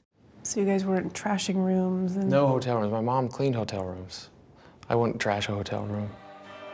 And as they sold out stadiums, they were suddenly hanging out with their idols. Paul McCartney, Elton John, Bono. You're still starstruck secretly, even though you're playing it cool and pretending like it's normal. I really idolize people. You know, like I really idolize them. So for me to have the same job as them was really difficult for me. It took me years and years to put those, you know, boots on, then go on the stage and say, this is who I am, this is what I'm doing. Clearly, Flowers has overcome that difficulty. In fact, consider what he did when he was composing for the Killers' new release and found he had a case of writer's block. You were stuck? I can't do it without name dropping. I emailed Bono. And my, can I just sorry. name drop? I emailed Yes. Bono. In the subject, I put, have all the songs been written? Question mark. And then I poured my heart out about how I was in a slump. And his answer was, have all the songs been written is a fantastic song title. Have all the songs been written? The Killers' latest album debuted at #1. Don't give it down. I'm a man. Come round. As its first single shows, these days Brandon Flowers appears full of self-confidence, if not outright swagger. Elvis himself would be proud.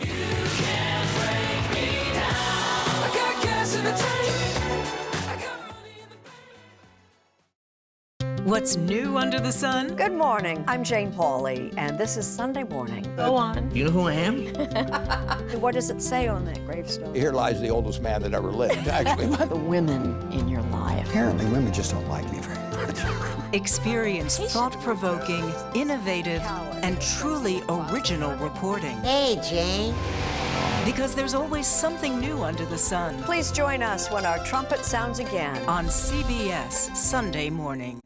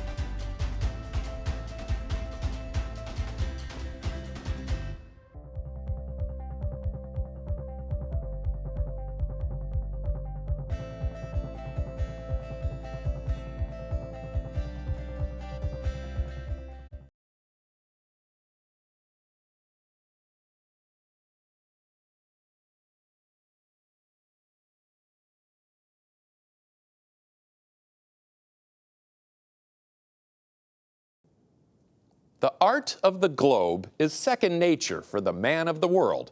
Our Martha Teichner is about to visit. Tell me this isn't exactly what you'd imagine the workshop of some crazy Victorian genius would look like. In the era of Google Maps, who makes a living smoothing wrinkles out of a continent or coloring in the coast of Madagascar? Making globes by hand was pretty close to a lost art when Peter Bellerby decided to give his father one for his 80th birthday in 2008 and couldn't find any worth buying. So I kind of thought, I've got a few months spare, I'll make a globe. You thought it would be easy? I thought it would be really easy. Wrong. 2 years later, I sold my house, I sold my car. To bankroll this Absolutely. globe? Yeah. And meanwhile, your father's birthday came and went. More than one of them, yeah. By the time he'd gotten one right, he'd spent $250,000 on it and figured out he had the makings of a business. But we have to adapt. I mean, this is a colander. Huge colander, oh my Lord. Bellerby had to improvise. He had to crack the mystery of how exactly it was done in centuries past. There isn't a manual for globe making. Mathematically, I had my head around how it works relatively easily. That wasn't a struggle. It's the side of actually applying a piece of flat paper to a sphere. That was the struggle. We start with the cartography. Alaska is the first piece to go on every time. Why? We could realistically start in any position. It just is nice watching the world develop. To work here... He'll be here for about 15 minutes on that piece. One piece? Yeah. Patience is required. You need to get within about 0.1 of a millimeter. God is said to have created the world in 6 days. But here at Bellerby Globemakers in North London, Try with this one. It takes at least 6 months even to learn how. If you've had too much coffee, this could be really disastrous. Yeah, no, you're doing a really good attempt there. Attempt. That's the key word, because I've just cut into Brazil. Oops. Oh, really bad. Oh, I really Okay, messed well. up Paraguay. Okay, so now what? I put this in water. Just plain water? Just plain water. And then we need to stretch it over the globe. Try pushing the paper in both directions. Oh, it's through hard. through the middle. It makes wrinkles. Yeah. And how do you get the wrinkles out? You don't make them in the first place. The company can make only around 600 globes a year, many on commission. They're back-ordered for months. Even the legs for stand models are crafted by hand. So a Bellerby globe is not cheap. The smallest, soccer ball sized, runs more than $1,300. The biggest, the Churchill, 50 inches in diameter, more than $80,000. The cost, a function of both its size and the labor required to make it. This one's taken a year and 2 months. The Churchill was inspired by globes the same size that General George Marshall had presented as Christmas presents to Winston Churchill and President Franklin D. Roosevelt during World War II. He says he'll only ever make 40 Churchills. It's wonderful. When it's spinning, it'll go for 2 minutes. Just all by itself? Just all by itself. Wow.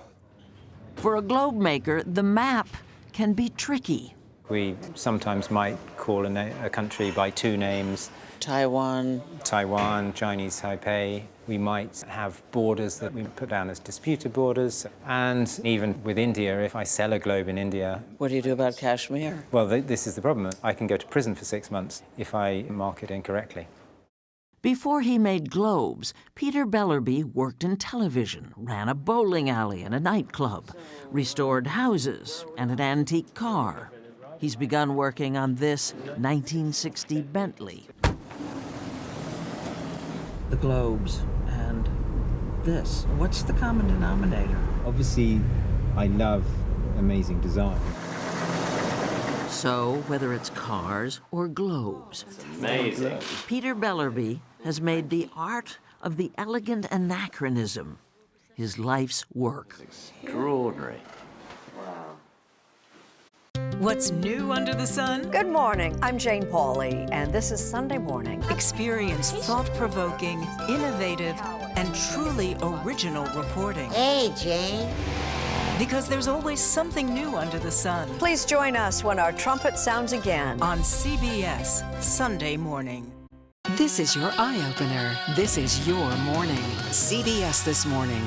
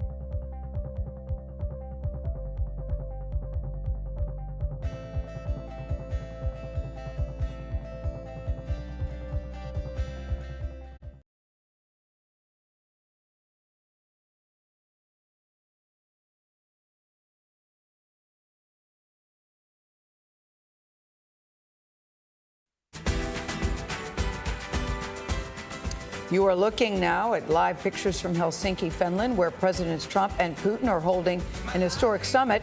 Welcome back to CBS This Morning. The two men arrived at the Finnish presidential palace a short time ago before beginning their closed private session. Ahead of their talks, both leaders made brief opening remarks to reporters inside the palace. The two men are meeting just 3 days after the Justice Department formally accused 12 Russian intelligence officers of hacking Democratic Party officials during the 2016 election. Members of Congress from both parties have condemned holding this summit right after those indictments were announced. President Trump tells CBS News he could have a, quote, very good relationship with his Russian counterpart and wants to get along. Before meeting with Vladimir Putin, President Trump sat down for an interview with CBS Evening News anchor Jeff Glor. They spoke over the weekend at the Trump Turnberry Resort in Scotland. And Jeff is back with us in New York. Jeff, quite an extraordinary interview. A lot of news made. Yeah, just back and good to be here, Bianna. How much this meeting means depends on who you talk to. President Trump wants more of an open conversation. Those who know Vladimir Putin say he'll want concrete steps taken. Putin, of course, is not new to situations like this. This is the third U.S. president he's dealt with. We asked President Trump about that. President Bush said that he saw into his soul. I think he came to regret that. You said that Putin toyed with Obama. How do you ensure that things are different in this administration? I don't know. Look, I've met him 2 times, 2.5 times. Most of you people were there when I met him. I think that I may have a very good relationship, and I think I may have a very bad relationship with him. I have no idea. I love the United States. He obviously loves Russia. He's for Russia, I'm for the U.S. We'll have to see what comes of it, but I think we have a chance to have a very good relationship. I mean, the couple of times I've met him, we got along very well. They were very short meetings, but we got along very well. And if I got along with him, that's a good thing. You know, we're a magnificent, powerful country. They're a very powerful country. We're a nuclear country. They're a nuclear country. And getting along is a good thing, not a bad thing.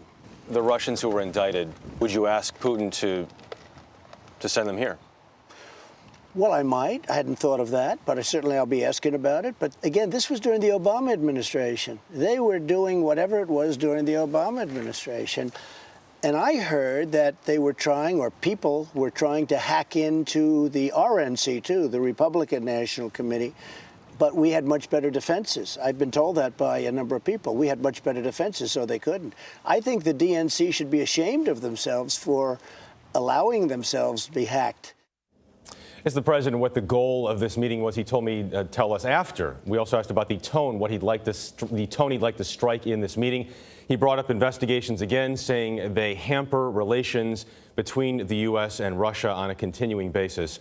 I also did ask the president at one point who he thought America's biggest global foe was at this point. Who's your biggest competitor, your biggest foe globally right now? Well, I think we have a lot of foes. I think the European Union is a foe, what they do to us in trade. Now, you wouldn't think of the European Union, but they're a foe. Russia's a foe in certain respects. China's a foe economically, certainly. They're a foe. But that doesn't mean they're bad. It doesn't mean anything. It means that they're competitors. They want to do well, and we want to do well. And we're starting to do well. I followed up with him. It said, some people might be surprised to hear you list the EU as the first foe before Russia, China, never mind, Iran, others potentially. And he doubled down and he said, listen, this is the focus right now for him and the administration, I think, is so much on this trade, on redoing some of these deals, and also the NATO payments, which have been discussed so much. So he stood by that. He doubled down, but then the EU responded saying anybody that says we're a foe, that's an example of fake news. Right. The reason it's so extraordinary is not only has the EU been long-term allies of the United States, but Vladimir Putin's message is that the EU is a foe, so that it echoed in part what Putin has himself been trying to do. Yeah, and it is interesting that the EU injected itself into that debate as well. Clearly a topic that is rubbing some folks the wrong way on both sides, but one that I don't think, as we've seen clearly, the president is going to let go of right now. Yeah, we'll have much more of that interview later tonight on the Evening News. Jeff, great to see you. Great interview. You can see more of Jeff's conversation, as we mentioned, with President Trump on tonight's CBS Evening News. Then on Wednesday, the part 2, the president will sit down with Jeff for a second post-summit interview in Washington. So must-see TV there. Can't wait. President Trump is now meeting behind closed doors with Russian President Vladimir Putin at Finland's presidential palace. Let's go back to Nora, who's leading our coverage this morning from Helsinki, Finland. Nora, good morning. Good morning, John. That's right. That private meeting between the two of them expected to last an hour and a half. Now, President Trump, who brags about his ability to make a deal, is sitting down with one of the most experienced players on the world stage. During Putin's time in power, he's met with every U.S. president since Bill Clinton. President George W. Bush said he looked into Putin's eyes to get a sense of his soul, while President Barack Obama sought a reset with Russia. Elizabeth Palmer is here with a look at what it means to negotiate with Putin. Elizabeth, good morning. None of these leaders in the past, though, have said they wanted to have a good relationship with him. No, and he's a cipher. He's a tough guy to read. He came seemingly out of nowhere in 2000 to take the Russian presidency. And since then, everybody's reading the tea leaves to sort of figure out what kind of a guy he really is. He's private. And so, in the old days, there was Kremlinology, where people read tiny little signs from inside the Kremlin to figure out what was going on. Well, Putin is like a one-man cipher in that respect. Last night at the World Cup celebration in pouring rain, guess who was the only one to stay dry? Vladimir Putin is often called a modern-day Tsar. He walks and talks like a man in absolute control. But what makes him tick? Putin was trained as a KGB agent during the Cold War, and it's in his DNA to view the United States as an adversary. He's an old-fashioned he-man, the very opposite of politically correct, whose negotiating tactics include mind games. He once took his dog to a meeting with the German leader Angela Merkel, who's afraid of them, and he kept President Obama waiting for 40 minutes. Putin's also a populist who can turn on the charm, especially during his regular epic Ask the President call-in shows. He loves wealth and the trappings of power at almost any cost. He brazenly stood center stage at the Sochi Olympics while Russian athletes were doping on an industrial scale. Fundamentally, he respects strength, both military and political. The man President Trump is sitting down with also has a black belt in judo. Opponents say he is nimble and ruthless. John Cipher is a former CIA officer stationed in Moscow. He's going to look for subtle signals and vulnerabilities that he can take advantage of in the meeting. And a one-on-one meeting is the best opportunity to do something like that. Vladimir Putin once said the collapse of the Soviet Union was the greatest catastrophe of the 20th century. Everything he says and does now is about reversing that collapse. In short, making Russia great again. Sound familiar? That's certainly something President Trump is going to be able to identify with. All right, as they have that meeting right now, Elizabeth Palmer, thank you so much. We are going to take a closer look at the relationship between these two presidents in our next hour. Right now, let's go back to Gail in New York. Gail? All right, Nora, thanks a lot. At the start of their summit, President Trump told Russia's President Vladimir Putin that the world wants to see us get along. Ahead, we'll talk to Ian Brimmer of the Eurasia Group. He has new information about the events that preceded this summit. And if you're on the go, here's an invite from us to subscribe to our CBS This Morning podcast, available on Apple's podcast app or wherever you like to download your podcast. Hear the day's top stories and what's happening in your world in less than 20 minutes. You're watching CBS This Morning. We'll be right back.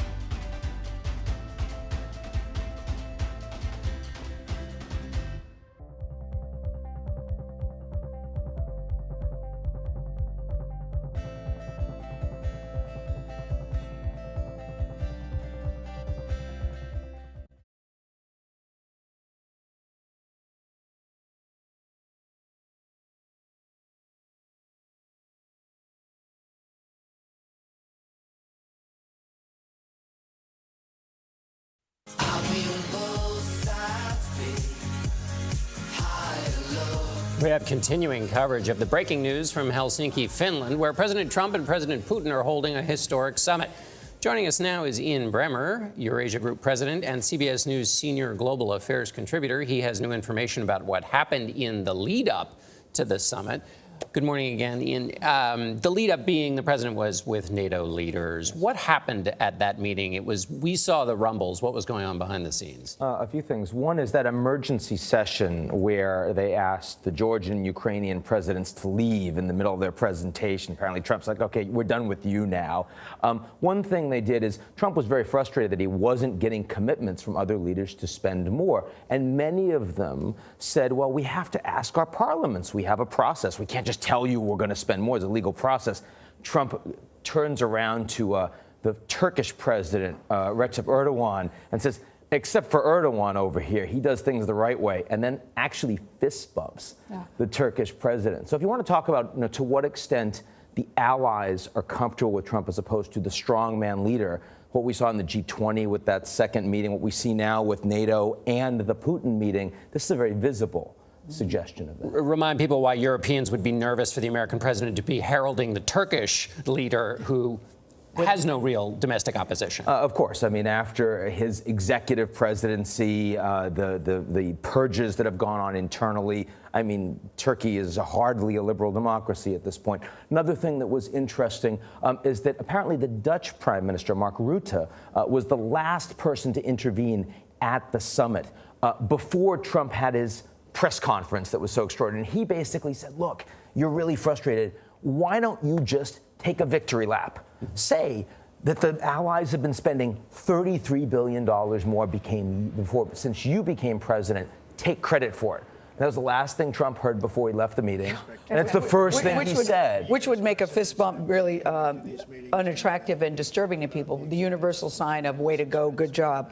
But what do you make of the comments that the two men made, President Putin and President Trump, before they sat down together? What do you make of their comments? Well, I mean, I think interesting that Trump specifically talked about China. Talked about China a fair bit, more than any other thing he mentioned. Did not mention Russian meddling in that. Did not mention Russian. Promised he will talk about it. It's the one thing that he didn't say. Later on, he'll say, well, of course, I'm about to go into the meeting. He's sitting right there. I want to do that privately. But obviously, it's interesting. But, there are many people that do believe that long term, the United States and Russia should have a good relationship. China's the problem. China is the emerging superpower. China is actually the true competitor, undermining the Americans and also undermining the Russians long term. And I think that was Steve Bannon's view when he was the chief strategist for the White House. I think it's interesting that Trump's clearly turning against Beijing, the $200 billion announced in tariffs that may be coming down, the unhelpfulness more recently on North Korea from his perspective. I think he'd love to sense if he can move Putin on that. The other big thing he said was denuclearization. We're going to have to leave it there, though. Even though you have one more big thing, That's we got to go. Thank you very much, Ian. Always good to have you at the table.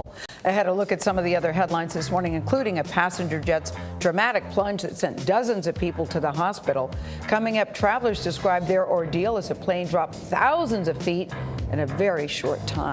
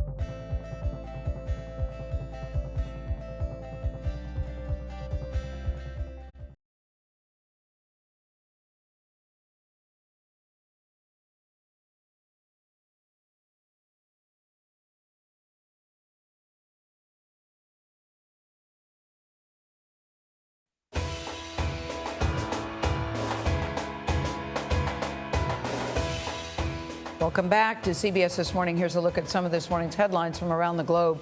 Britain's Independent reports that dozens of passengers were hospitalized after a Ryanair flight made an emergency landing.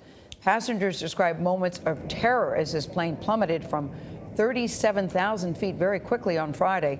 Oxygen masks were deployed, and some passengers were bleeding from their ears because their eardrums burst. Others had headaches or nausea. A flight from Dublin to Croatia was forced to land in Frankfurt. 33 people were treated at a hospital and then released. Terrifying. And the Telegraph in London reports that there is new photo of little royal Prince Louis laughing after his christening. The Duke and Duchess of Cambridge surprised royal fans with today's image of the happy 11-week-old baby in his mother's arms. Prince Louis' siblings were also stars in the christening photos released yesterday. Princess Charlotte and Prince George stole the spotlight with their cute expressions during the royals' photo shoot. Russia's president showed up an hour late to meet President Trump in Finland ahead. We'll have more coverage from Helsinki, plus a look at how the two leaders have gotten along so far in their relationship.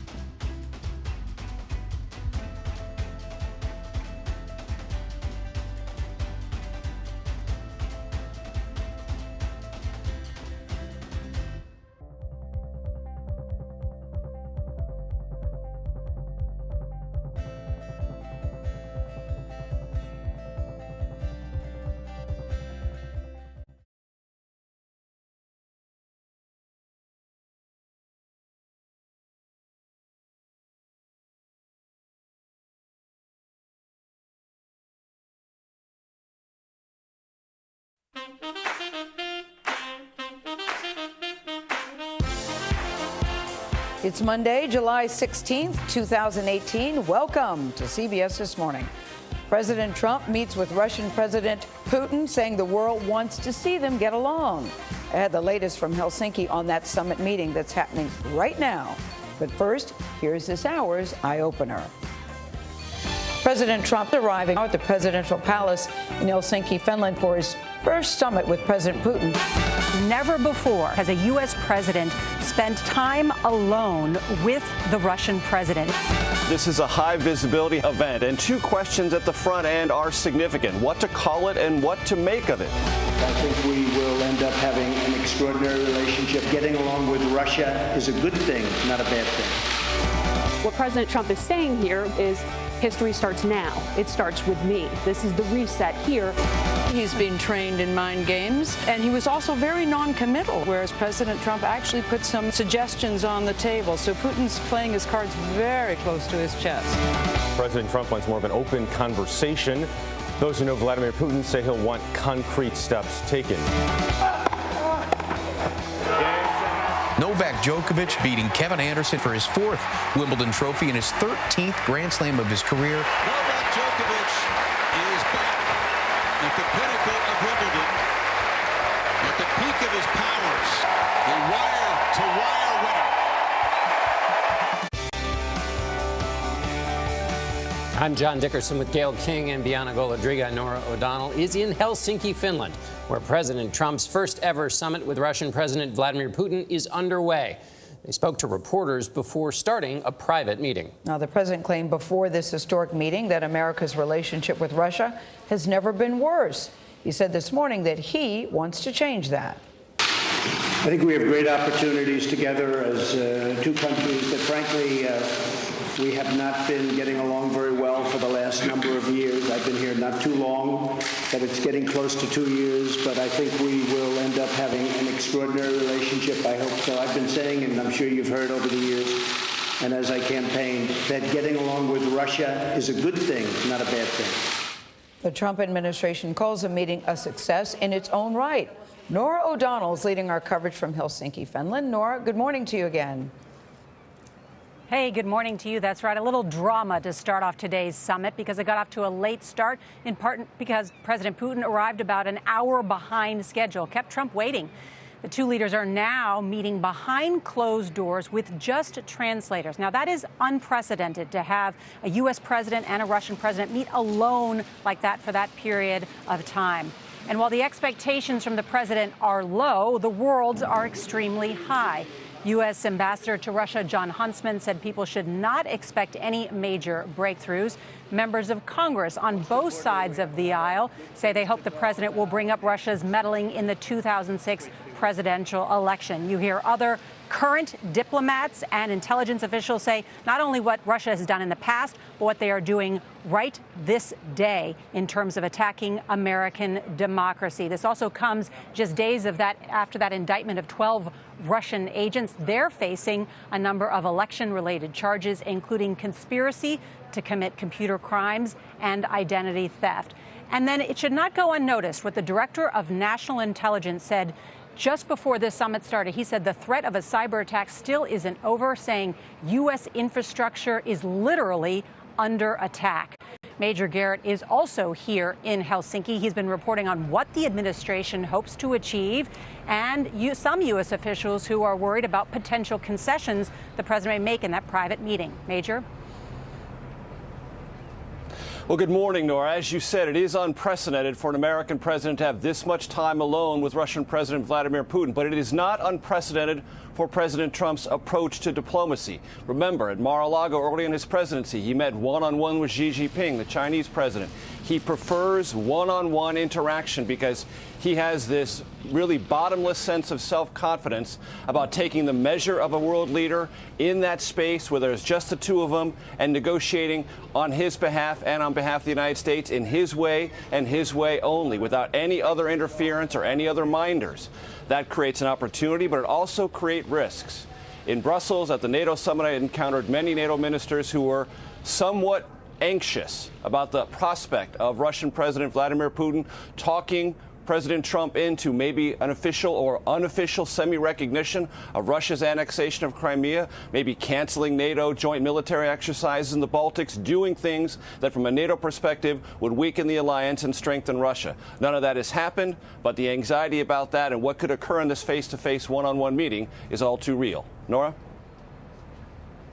Major, thank you. And we don't know what may come out of that private meeting or whether we'll even get a clear read from either of those presidents about just exactly what they discussed. There will be a working lunch, as Major has talked about, where there will be an expanded group of advisors on both teams to talk about issues, and then a press conference from both President Trump and President Putin, where White House advisors assured me again just this morning that they will take questions from the press, and that hasn't happened in more than a decade. So it will be extraordinary to see those two leaders on the stage taking questions. So for more on what to expect from the summit, let's go back to John in New York. John.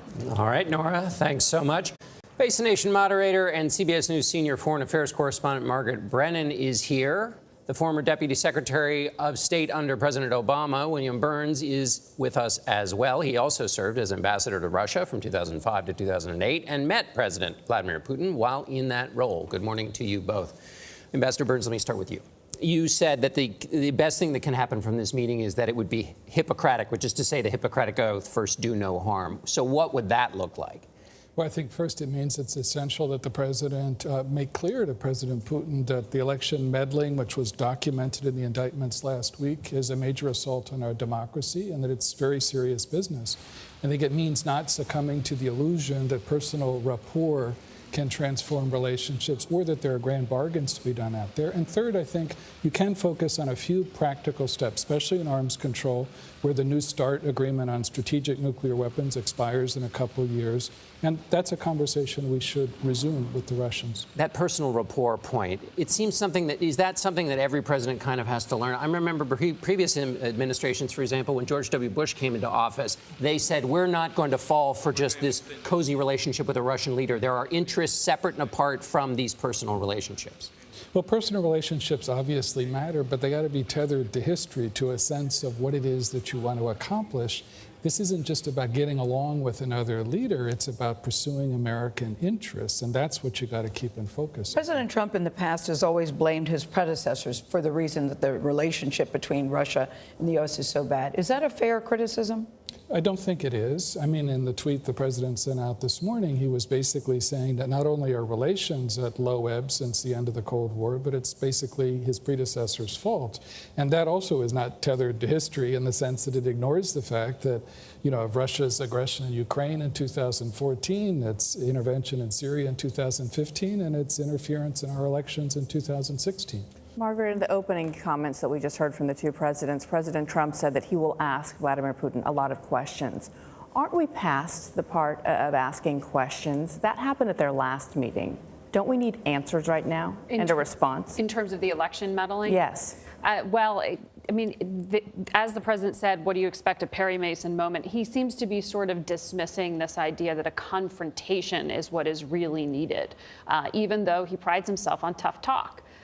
The question, I think, is sort of he wants to turn the page. He wants something he can put the Trump brand on in terms of a new deal, whether it's arms control or whether it's some kind of breakthrough in Syria or in Ukraine. The concern, as diplomats had said to me leading up to this, is let's just have our fingers crossed that NATO is good enough and he doesn't give Putin anything. What does that mean? They're concerned perhaps could he call off military exercises in the Baltic, something like what he did when he met with the North Korean leader recently, call something off without getting anything in return from Vladimir Putin. Could he do something like recognize this annexation of Crimea, which despite the denials of U.S. officials on the record, they will say off the record, yes, he has opened the door to that. And why does that matter? Because you are then blessing the seizure of territory by force, something that international law has, been established to try to prevent those kind of things. So I don't expect the president to go in with a confrontation on that. But as Major Garrett pointed out, the Trump administration on paper does have a tough policy, a hardline position against Russia, whether it's liquefied natural gas, as he laid out, whether it's arms to Ukraine. It just hasn't been backed up by what the president actually says. Ambassador, what do you make of this, the difference of the styles between the two men? Well, I think the format of this summit, where one-on-one meeting is sort of the centerpiece of it in a very loosely prepared summit, is a big contrast to summits I've known over the last 30 years, where there are one-on-one meetings, but they're a small part of a very carefully planned summit, first.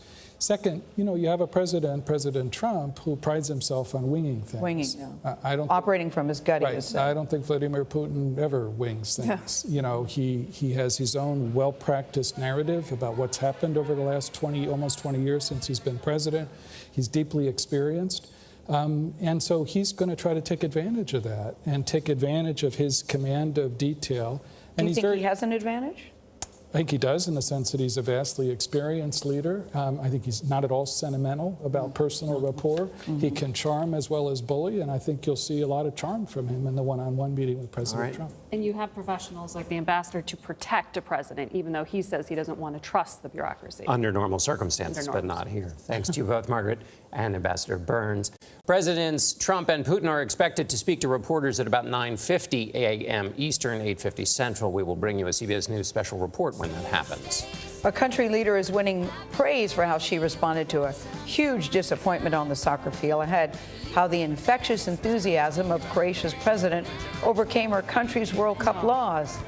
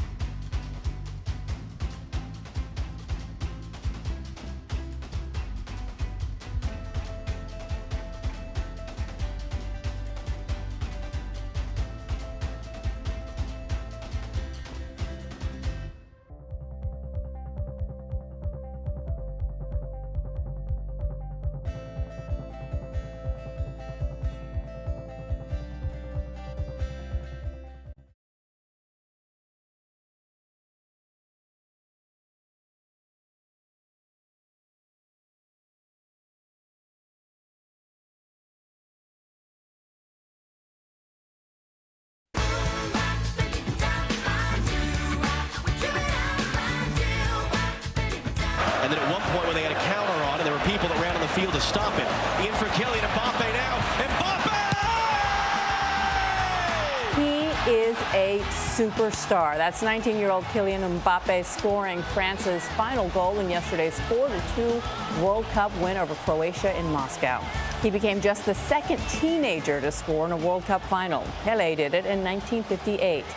The 6 goals made it the highest-scoring World Cup final since 1966. The generous reaction of Croatia's president following her country's loss is drawing praise around the globe. Kolinda Grabar-Kitarovic could be seen wearing the red and white Croatia jersey while cheering alongside the French president. Then, during the rain-soaked trophy presentation, without an umbrella, she hugged and comforted members of Croatia's team. She also showered love on the victorious French players. You know, when Pele tweeted after Mbappe scored and said, if he keeps scoring like that, I'm going to have to get my tweets and get back on. Yeah, move over, Messi, right? It is kind of funny, though, to see her without the umbrella hugging the players. Who needs it, right? Standing there with an umbrella. But what a nice gesture, though, the message of that. We should not lose sight. What a run Croatia had, too. It was really incredible fantastic. job. The Thai soccer players who were trapped in a cave for more than 2 weeks are thanking the rescuers who saved their lives ahead. Their emotional meeting with a medic who cared for them during much of their ordeal. You're watching CBS This Morning.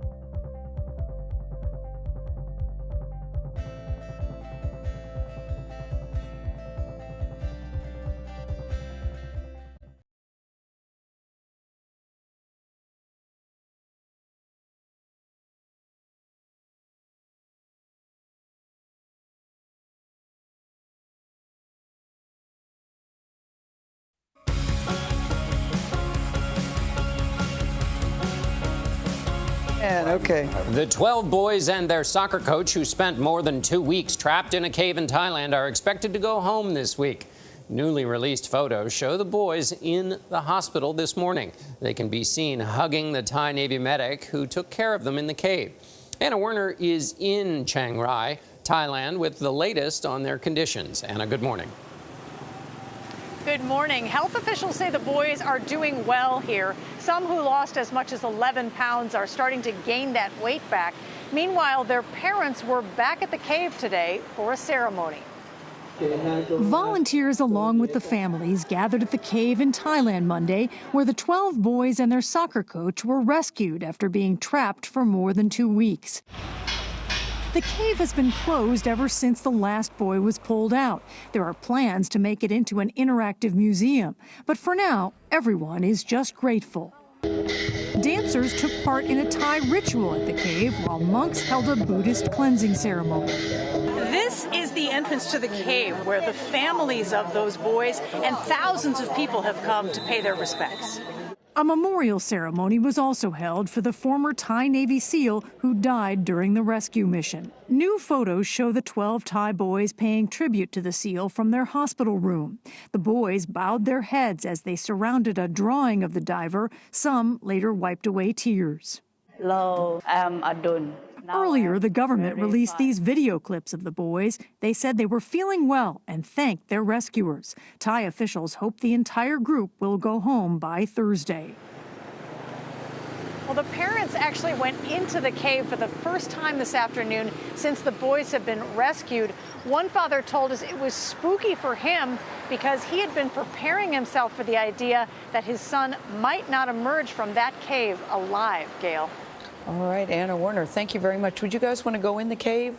I think I would. I think I would want to see. Well, to understand what the experience they had been through now that, okay. Not you? No. Still one Watch of the from best afar. stories, with the exception of the death of that seal. I'm so glad they're okay. Thank you, Anna. Amazon Prime Day, it is here. It's bigger and longer than ever before. Have you heard? Ahead, how Amazon's competitors are trying to lure shoppers with their own deals. You're watching CBS This Morning. As always, we thank you for that. We'll be right back.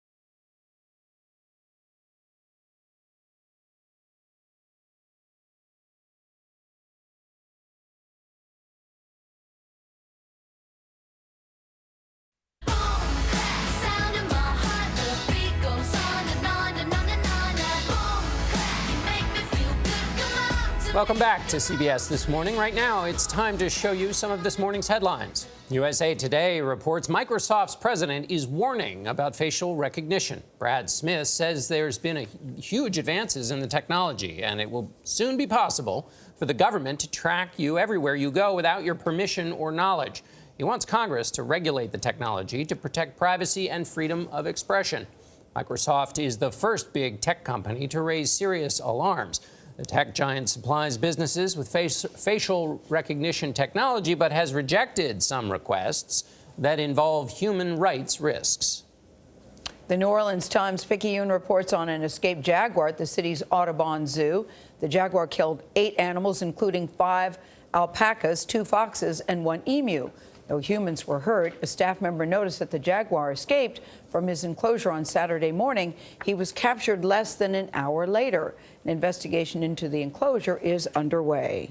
And the Seattle Times reports today is Prime Day, a day of deals at Amazon and its rivals. The online retail giant will give Amazon Prime members access to more than 1 million deals over 36 hours.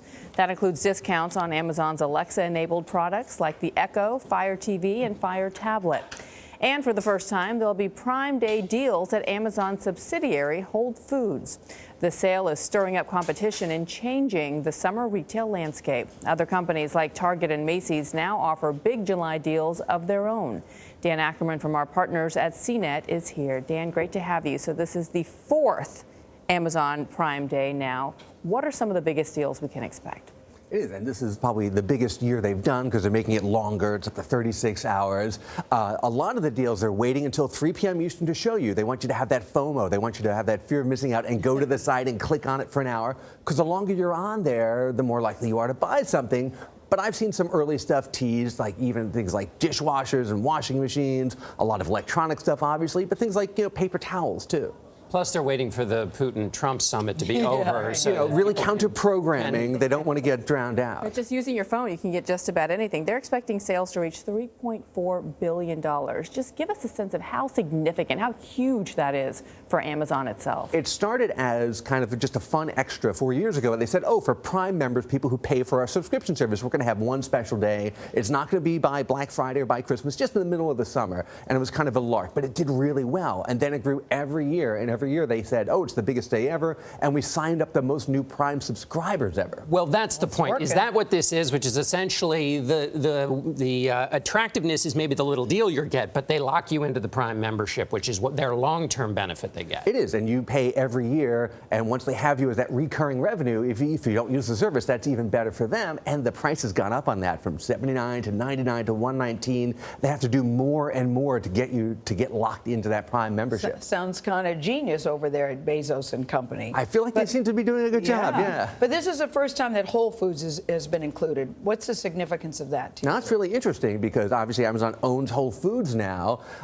They have a couple of little special deals for that, like if you spend $10 at Whole Foods, you get a $10 Amazon credit. But I think more importantly, they have a lot of the physical products in Whole Foods stores now. If you go into any Whole Foods, they've got the Amazon Echoes and the Dots and the little Amazon tablets in there. The discounted prices on those make them almost use casual pickups on your way to the checkout counter. Yeah, it's bizarre to see an Echo next to the bananas at Whole Foods. I guess we'll get used to that. It's the new world we live in. Quickly, are competitors able to stay in business now when they've got a competition like Amazon? Well, they certainly feel like they have to compete because the first year a lot of stores had their own kind of counter sales. That slacked off for a while, but this year they're all back. Best Buy, Target, other stores are not calling it Prime Day. They're calling it like Black Friday in July, but they're going to have their own special sales today and tomorrow to try to keep up. All right, Dan Ackerman, always good to have you at the table. Thanks. The new satirical comedy, it's called Sorry to Bother You, is being hailed as one of this summer's big hits by movie critics. It debuted at this year's Sundance Film Festival, and it was a huge hit. Critics call it bold, fascinating, and unapologetically brilliant. The movie is a breakout directorial debut of musician Boots Riley. It tells the story of Cassius Green. He's an Oakland man who quickly learns how to climb the corporate ladder at a telemarketing firm. You want to make some money here? Then read the script with a white voice. People say I talk with a white voice anyway, so why ain't it helping me out? Well, you don't talk white enough. I'm not talking about Will Smith's wife. I'm talking about the real deal, like this young blood. Hey, Mr. Kramer, this is Langston from Regal View. I didn't catch you at the wrong time, did I? The New York Times says, quote, the film is visually ingenious and funny, yet grounded by pointed arguments about the obstacles to black success in America. Writer and director Boots Riley joins us now at the table. Welcome and congratulations. Hey, thanks. The accolades you are getting, Boots, must be really fun to hear for you. Yeah, I mean, it's always, if you make a piece of art and then people are talking about it and shouting about it and laughing, or whatever, Mission accomplished. I had to watch it twice because the first time I'm watching, I was thinking, what the hell am I watching as I'm looking at it? Especially the whole white voice thing, because I've been accused of white voice my whole life. Okay. So I found that particularly funny. What's the message you're sending about white voice? And are you getting grief for even talking about white voice? Well, here's the thing. How Danny Glover's character explains it in the thing is that there is no real white voice, that everything we're doing is a performance, and that in the movie, the white voice that they use is this sort of mythical thing that says everything's okay. Yes. And that's like the performance of whiteness for some folks is like, even though I'm making $22,000 a year, I'm middle class. Yes. You know, so it's almost the opposite of the racist black tropes that we see, which is like, oh, you know, poverty is because, you know, all these people of color are, you know, whatever, savage. But it started because you were a telemarketer years ago. Oh, yeah. What did you draw from that? I'd like to hear the pitch. Well, you I did as a sat in my telemarketer. cubicle and vowed revenge, and so this is part of it.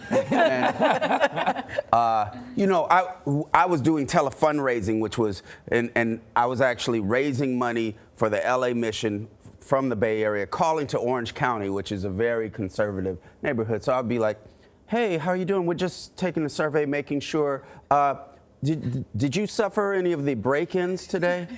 Or, oh, so your car is okay? Okay, because actually I'm calling from the Los Angeles mission, and we have a new plan to stop all of that. What we're doing is we want to get all the poor people.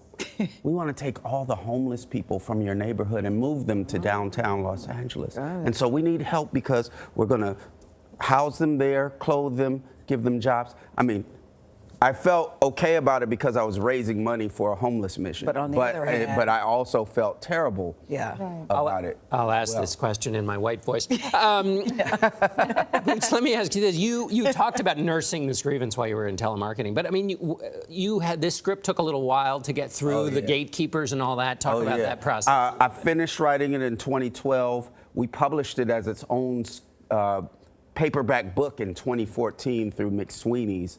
And then I went to the Sundance Labs Writers Lab in 2015 and Sundance Directors Lab in 2016. And we shot it last year. So it's been 6 or 7 years of we're going to start shooting in 3 months from now. Did you ever think about giving up? No, because I basically, you know, I painted myself into a corner. Where I had no choice but to make good on the lie that I was telling, which was that we're going to shoot a movie. Yeah, so, you called it an absurd, dark comedy, but there really is a very important message in that movie. Oh, yeah. I mean, I think there's an optimism that comes through this movie that even though the world is messed up, that there is a way to change it.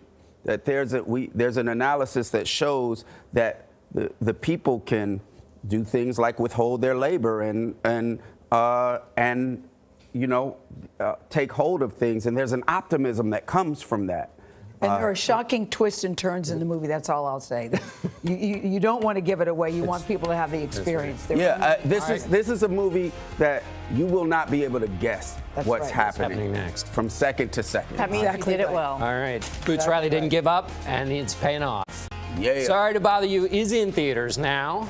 The son of the late actors Christopher and Dana Reeves is opening up to CBS this morning in his note to his younger self. Ahead, Will Reeves shares the life lessons his parents taught him.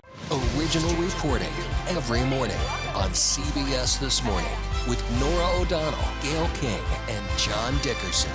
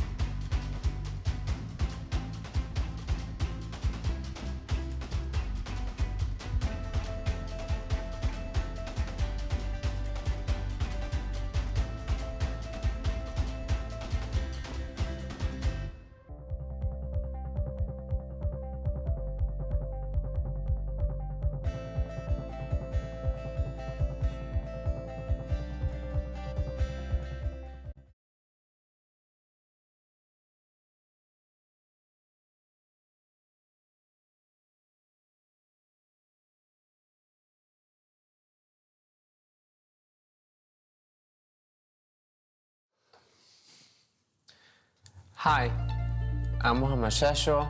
I'm 17 years old. I'm a refugee from Aleppo, Syria. And here's my video journal.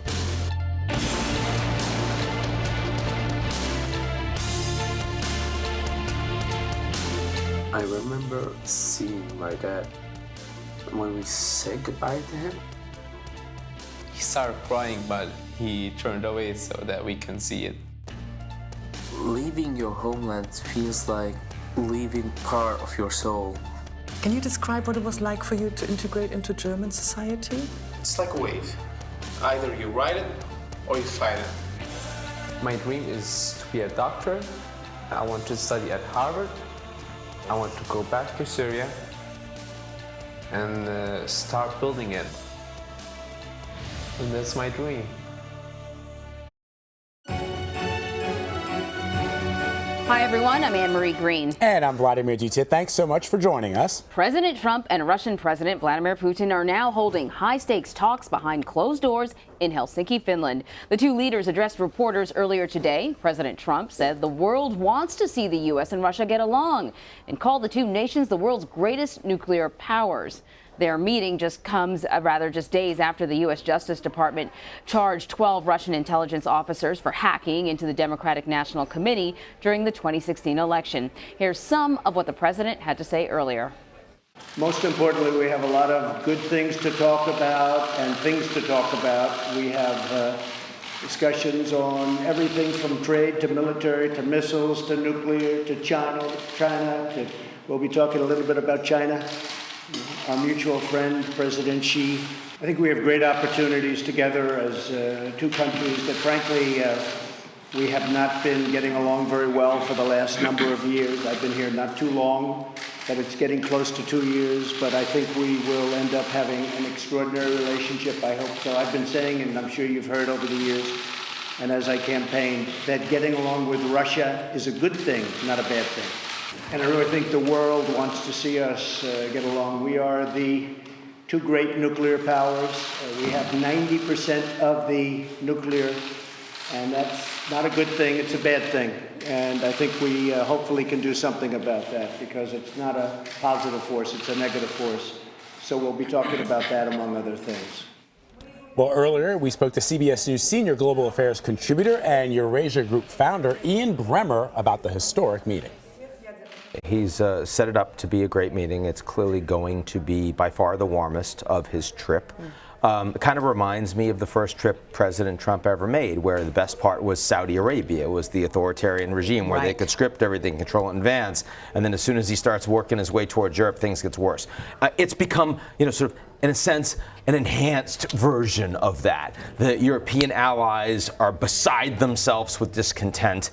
Putin is relaxed, cool as a cucumber, sitting back, letting Trump do the lifting from the. And I think it'll be the same way when they do the press conference afterwards. I think Trump will be talking an awful lot, and Putin will be happy to let him. This is already a win from Putin's perspective. The fact that we now have indictments in the U.S., 12 indictments against actual Russian intelligence agents for hacking in the U.S. election. We have Trump's own cyber czar saying that we are heading towards a new Cold War with the Russians in terms of their cyber activity. Cyber.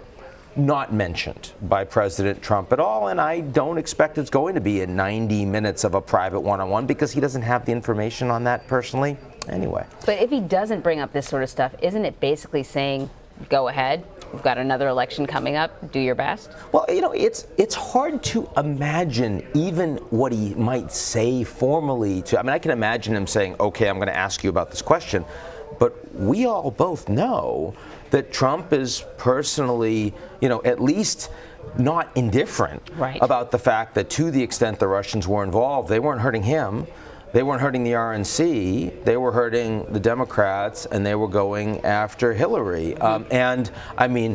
Trump certainly can't say publicly, I'm happy about that, but I think we all know privately, he's happy about that. And if Russia's going to do more of that going forward, it's not clear that he has a great deal of personal interest in stopping him. Very different than others in the Trump administration. Ian, at the top of your comments there, you said that this perhaps will be one of the easier meetings that the president has had on his European trip, given what the news that came out of the NATO meetings, given the idea that for some Britons, President Trump may have derailed Theresa May's government. The German foreign minister, Heiko Maas, said essentially that Europe can no longer rely on the White House. You talked about how for Vladimir Putin, there are no expectations because he's coming into this meeting with already several wins in his tick box. Just talk to us about the ramifications of this trip, the NATO summit, the meeting with Theresa May in the UK, and how it's all going to play out in the months ahead. Well, Trump can't stand the European Union. He called it a foe. He called it a foe. It was the first foe that he mentioned with Jeff Glor from CBS here when he sat down and spoke with him. It's a multilateral institution. The United States is not a part of it. Yes, it's allied with America, it's advanced industrial democracies, but from his perspective on defense, on trade, on sort of values, these are all issues where Trump would rather see the EU go away. He directly told Emmanuel Macron, the French president, you should leave the EU. I will give you a better bilateral trade deal than you can have presently there. He directly said to Theresa May, I think you should be handling Brexit a lot tougher. You should be making a clean break. And by the way, if you don't do that, I'm out.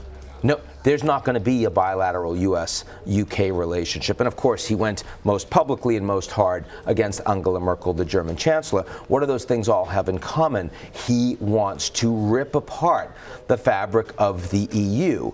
And on NATO, he's actually piling on an already very weakened institution that doesn't know exactly what its purpose is. These two things are obviously principal goals of Russian President Vladimir Putin. He wants a weaker Europe. He wants a divided transatlantic relationship. He wants a weaker NATO. Now, that was all happening before Trump became president.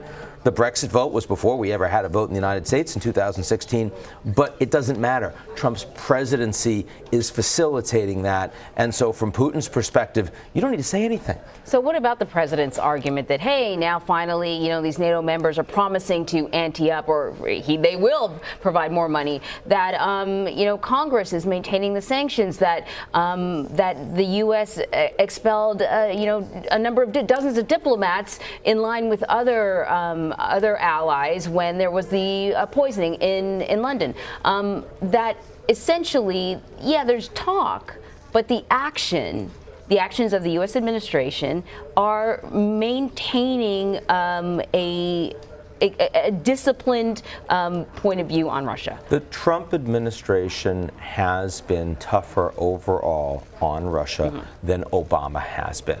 That is true on sanctions, that is true on kicking out diplomats, that is true on arming the Ukrainians against Russian intervention. Having said that, Trump personally has not been interested in promoting any of those policies. In fact, behind the scenes, he's pushed back pretty hard against his own administration. It's the one place in the administration where you see a very clear and definable break between Trump and literally everybody else. So it's strange. Now, on NATO, he did actually ask for more contributions from the NATO allies. And if they were prepared to give it to them, Putin wouldn't like that. So that's an interesting point. It's worth actually discussing. He didn't get those commitments, not at all. They were very frustrated, and in the emergency session that Trump ordered to have held when he kicked the Georgian and Ukrainian presidents out of the room and said, okay, now we're going to talk about what I want to talk about, the parliaments, the leaders there said, we can't make this happen.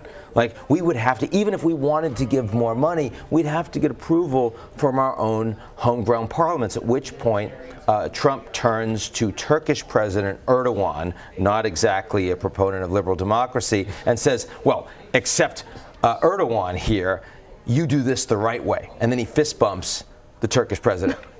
Swear to God. Sorry, I shouldn't giggle. Literally does that. And of course, the allies in the room, well, you're giggling, but in part you're giggling because it's disbelief, exactly. right? And that's exactly what I heard from the allied countries sitting at the room around the table. They couldn't believe it. As much as they continue to try to understand this is the way Trump operates, their capacity to continue to be surprised by him in the flesh when he makes determinations like this. The fact that when we first sat down and talked about that second meeting that Putin and Trump had at the G20 over dinner. Now, Trump talks about it as the 2.5 meetings. It's the half meeting, I guess, he had with Putin. The allies were so concerned about it because right in front of all of them, he had no concern with the idea that he had a radically more friendly relationship with Putin than he did with any American ally. And here at the NATO summit, he showed that Erdogan, who is basically creating a soft authoritarian regime, does things the right way, and the European leaders, the allies, the true allies of the United States who have to go through their parliaments and have rule of law, they do things the wrong way. President Trump is not interested in any way in rule of law, in an independent judiciary, in balance of powers. His personal predilections are towards more authoritarian rule. And we are seeing that time and time. We don't want to believe it, but we're seeing it time and time again. At some point, we have to just say, you know what, President Trump, we're going to listen to what you're actually saying. We're going to take you at face value. Some fascinating and perhaps for some alarming analysis from Ian Bremmer. Thank you very much, Ian, as always. My pleasure. Newly released body cam video shows the moments before the deadly police shooting of an armed black man in Chicago. The video appears to show 37-year-old Harith Augustus reach for his gun before an officer opens fire and kills him. Several demonstrators were arrested after clashes with police near the shooting scene Saturday. Dean Reynolds is following the latest. In the silent police video, 4 officers approach Harith Augustus on a Southside Chicago sidewalk. He pulls away when one officer tries to grab his wrist, revealing what police say is a semi-automatic weapon on his right hip. An officer opened fire when he appeared to reach for a gun. The decision to use lethal force is made in a split second, and is based on the safety of the officer and also that surrounding community. People who knew Augustus say he worked as a barber and had a 5-year-old daughter. People here are angry because this was a member of the community. He wasn't a bad person. Demonstrators converged near the shooting site Saturday, throwing bottles and trash, jumping on a squad car, and clashing with officers who responded with batons. There were 4 arrests and some officers were hurt. How many shots? 16 shots! Yesterday, dozens gathered again for a march. We do believe in justice, and we have to make sure that we come together as a people. Some protesters said Saturday's incident was reminiscent of the deadly police shooting of 17-year-old Laquan McDonald in 2014. McDonald was shot 16 times as he walked away from police and was armed only with a pocket knife. Police video of that incident wasn't made public for more than a year. Police say video of Saturday's shooting shows a key difference. This was not an unarmed individual. The individual was armed. Now, why he chose to do what he did, I don't know. With more on all this, let's bring in CBS News correspondent Dean Reynolds. He's outside police headquarters in Chicago. Dean, thanks so much for sticking around for us. What has been the reaction to this new video? Well, I think it lowered the temperature considerably on the streets just looking at the demonstrations last night as compared to those on Saturday night. The ones last night involved a few dozen people and there were no major incidents. On Saturday night, when the rumors were spreading that the suspect had been shot in the back as he fled, those rumors stoked a lot of tensions and a considerable amount of confrontation with the police. The video, as the police released it, shows a different story, and that did lower the temperature on the street. So are police going to be releasing any more videos of the shooting? Well, the police superintendent, Eddie Johnson, said there's a ton of video, presumably with other body camera video and perhaps surveillance video in the area where the shooting took place. So it's likely that we are going to see different angles of this same incident. We just don't know when yet. And Dean, sorry, go ahead. I was going to say, often with video, even though people are looking at the images, there are still debates. People still wonder if what they're seeing is actually what the police are saying. I'm wondering about the attitude towards police, because we could see that the protest continued even after the video was released. Right. Well, and Police Superintendent Johnson, as well as the police in general, are highly sensitive to the emotions on the street now. They are well aware of what took place back in 2014 when Laquan McDonald was shot 16 times by a policeman, and the video of that incident was not released for more than a year. So Johnson said it was incumbent on him to try to calm the situation, and the best way to do that was to release this video. And yes, there were demonstrations last night, but it was nothing like what happened on Saturday night. Very little of the anger that was taking place on Saturday night carried over into Sunday. And so we do expect that there will be more protests today, Dean? I haven't heard that there are, although, it's very early in the morning here in Chicago, so there may be other demonstrations. But like I said, the release of that video was timed to lower the temperature on the street and to dispel misinformation that was out there, and it appears to have done what it was supposed to do. All right, Dean Reynolds, thank you.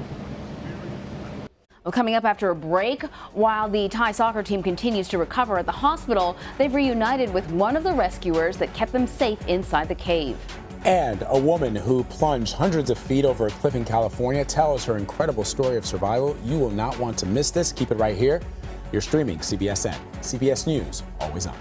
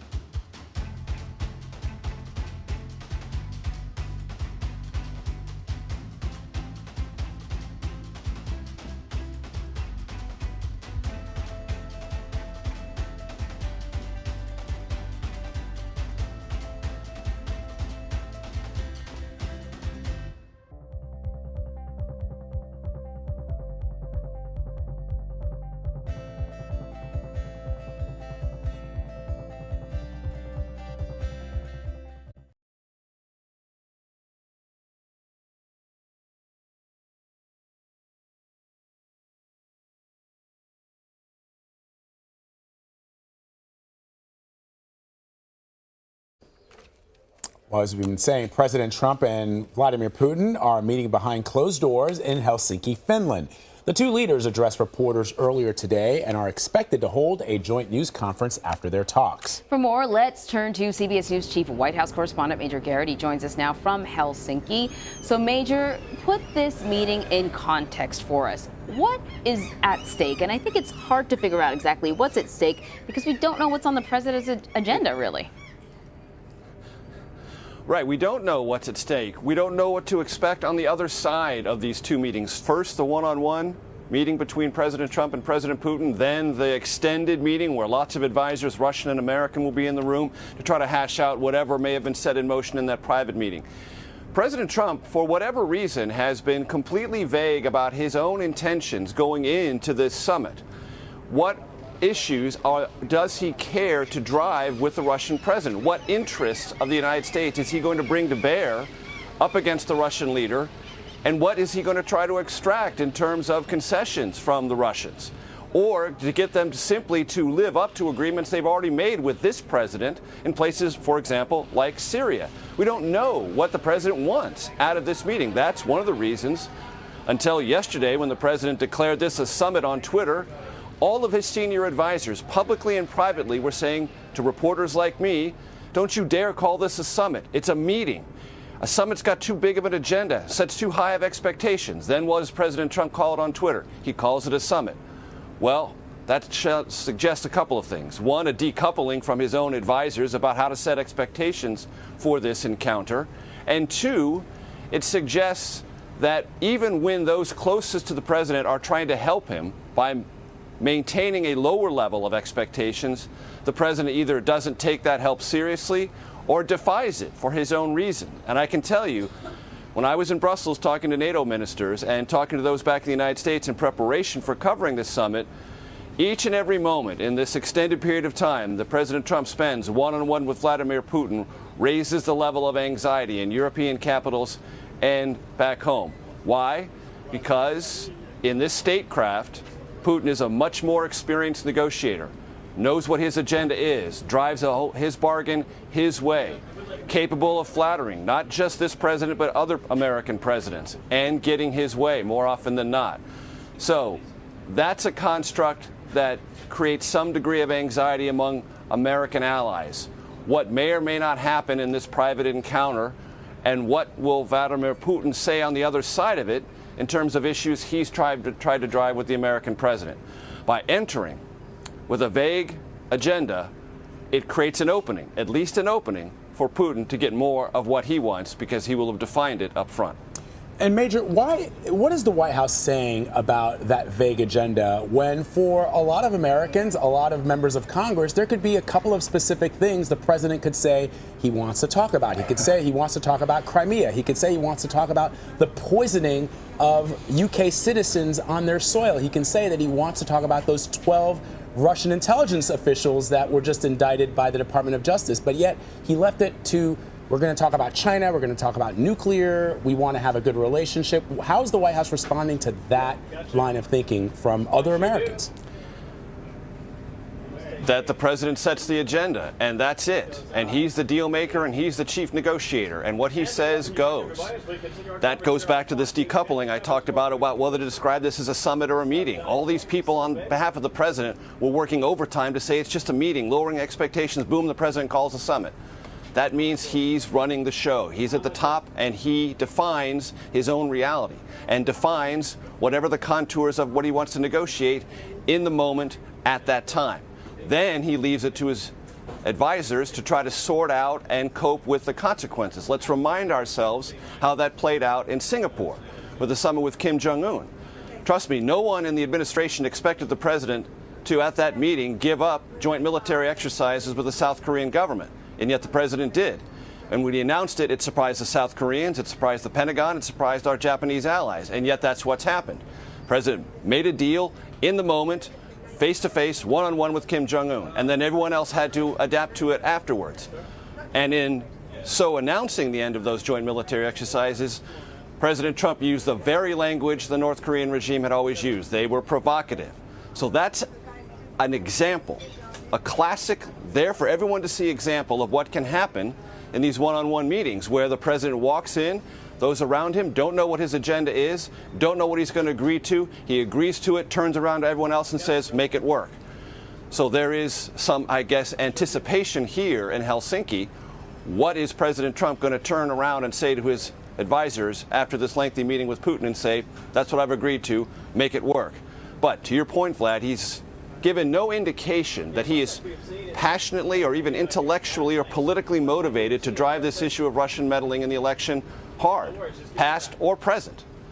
And his administration has been somewhat ambiguous about what to say about Russian incursion in Crimea.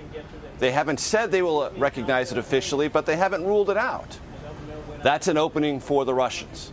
And I can tell you in Brussels, another big topic, it's not a huge issue, but it's one that's central to the future of the NATO alliance, joint military exercises in the Baltics. Vladimir Putin would like those to end. NATO member nations want them to continue as a signal to Moscow, don't mess around in the Baltics. So you got to keep an eye on that as well. You brought up the Russian meddling, and of course this is coming after we found out on Friday that 12 Russian officers were charged with hacking into the DNC. I think my question to you, Major, is, the president has said that he might bring it up. It's not really sort of top of his agenda, but what can he really say? What are his options? President Obama famously told Vladimir Putin to cut it out. Didn't really make much of a difference. So when it comes to options, you can use the voice of America, the presidency of the United States, and as the essentially repository at the top of the American democracy to say, you know what? We in America care about our democracy, and we're going to protect it. And you invaded it in a hostile act, and we know it. The indictments are real. The facts are there. This happened at the highest levels of your government. We know it. You should know that we know it, and we will take every single step we can to stop it in the future. Now, that's not a controversial thing to say. It's a direct, forceful response to a hostile act by a hostile government. Many in Congress have asked for the president to say precisely those words and say them in public and reinforce them in private. And one of the things the American government can do, which it is slow to have done under the Trump administration, is fortify cyber defenses, gather all the states of various election offices, Secretary of State and the like, and help them fortify their defenses and make it a project to monitor and intercept and call out publicly any future efforts by the Russians. All of those are options available to President Trump. And many in Congress, in both parties, are at least hopeful he will move in that direction. I just want to point out Major's discipline and control and focus, because we can hear there's another correspondent very close to you talking very loud, and you stayed focused on us. Yeah, we appreciate that as always, Major. And Major, we should just point out for our audience, with regards to how President Trump is treating this meeting and treating the Russians. He tweeted earlier, as you know, Major, our relationship with Russia has never been worse thanks to many years of U.S. foolishness and stupidity, and now the rigged witch hunt.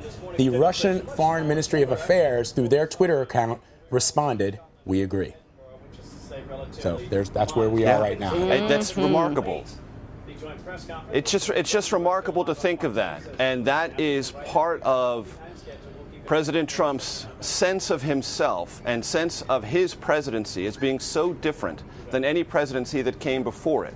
On this and so many other issues, it's as if the American presidency didn't exist before he arrived there. Or if it did, it was so misdirected and so foolish, so stupid, that it's the cause of all current problems he's trying to sort out. Well, nothing could please the Russians more than to have the President of the United States, as he walks into a private meeting with Putin, essentially embrace their interpretation. Hey, it's not us. It's not us invading Ukraine and taking over Crimea. It's not us breaking agreements we've made with you in Syria. It's not us meddling in your elections, past and possibly present. It's not us, as you mentioned, Vlad, poisoning a British citizen in Britain. None of those things have harmed the U.S. relationship. It's those past American presidents. For that, Vladimir Putin would almost, I think, want to extend to President Trump a metaphorical and literal bouquet of thanks, because it couldn't set a better predicate for their conversation, because it's more than halfway to what the Russians already believe about themselves and about this relationship. It's pretty amazing. Indeed. Major Garrett in Helsinki for us. Major, thank you very much. You got it. President Trump tells CBS News that he could have a very good relationship with Putin.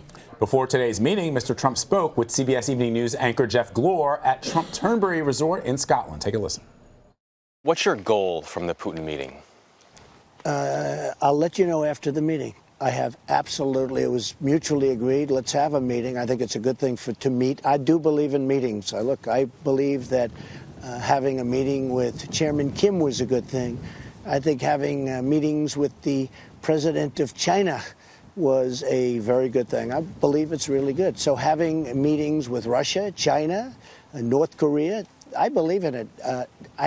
Nothing bad's going to come out of it, and maybe some good will come out. But I go in with low expectations. I'm not going in with high expectations. I can't tell you what's going to happen, but I can tell you what I'll be asking for, and we'll see if something comes of it. The Russians who were indicted, would you ask Putin to send them here? Well, I might. I hadn't thought of that, but I'll be asking about it. But again, this was during the Obama administration. They were doing whatever it was during the Obama administration. And I heard that they were trying, or people were trying to hack into the RNC too, the Republican National Committee. But we had much better defenses. I've been told that by a number of people. We had much better defenses, so they couldn't. I think the DNC should be ashamed of themselves for allowing themselves to be hacked. They had bad defenses, and they were able to be hacked. But I heard they were trying to hack the Republicans too. But, and this may be wrong, but they had much stronger defenses. And Jeff Glor is here with us now. Good to see you. Good to be here. So this was such a fascinating interview, and I know that you're going to be interviewing the president again on Wednesday in Washington, in the White House. And, you know, your meet and greet with the president made headlines around the world because the president of the United States suggested in anticipation of this meeting that the foe, his foe, the way he saw it, was the European Union, and he called Russia a competitor. Yeah, this is not a plain question. It sort of just came up during the course of the conversation as we were talking about NATO. And I said, you know, who's your biggest competitor right now, your biggest foe globally? And the first thing he said was the European Union. Now, he did follow that up with China and Russia as well. And I followed up with him. I said, some people might be surprised to hear you say the EU first. And he really doubled down. I mean, there is this intense focus right now on trying to increase these NATO payments and on redoing these trade deals. So in that sense, I believe that this White House and this president see the European Union as a foe in that sense, that it's something that they have to, not an enemy in war, but certainly something that they believe has to be dealt with immediately. Did you get a sense of what he would consider a win coming out of this summit or meeting, considering he sort of said to you that he didn't have an agenda going into it? So the president, I mean, he clearly, he does like these one-on-one settings and does believe that he can get a read on someone fairly quickly, but that you get to know someone even better the more time you spend with them. So I do think whether it's Vladimir Putin or Angela Merkel or Emmanuel Macron, however those relationships have gone, he does want to spend more time in those one-on-one settings to assess them. In terms of the goals here, yes. Does he want to have more of an open conversation and just see how it goes? Yeah, I think so. Does Vladimir Putin probably have a more concrete agenda in terms of deliverables that he wants? Yeah. Are those workable between them? Sure, we'll have to see. I think what's going to be really interesting to see is who both of them, especially President Trump, speak to before they go to this joint press conference, and then how long that press conference is. I mean, there was this fascinating, exhaustive, long press conference after Singapore, right, where he went out. It was an hour and 15 minutes. Is that going to happen post-Putin meeting? And what will he say? Right. The other interesting, I think, that question that you asked, which got a even more peculiar response from the president, you asked him about those Russian nationals who've been indicted. The United States doesn't have an extradition treaty with Russia. The only way to get those individuals in U.S. courts to face justice is for the president of the United States to ask the Russian president, and he said to you that he hadn't thought of doing that. Yeah, it's not just the ones who were indicted in this round, but the last one, too. So I think you're talking about a couple dozen now, potentially, who would be extradited.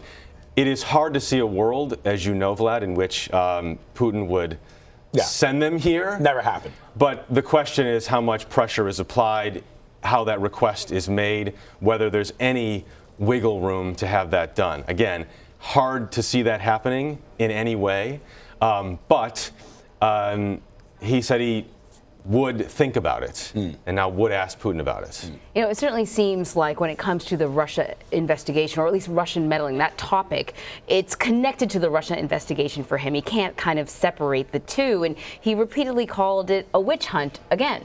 I think that I do think the separation for him, and I do think it's important to talk about, is that the meddling and the Russian interference is one thing. I think he says it's a witch hunt when he talks about how it just going after him in particular, and that he didn't necessarily do anything wrong.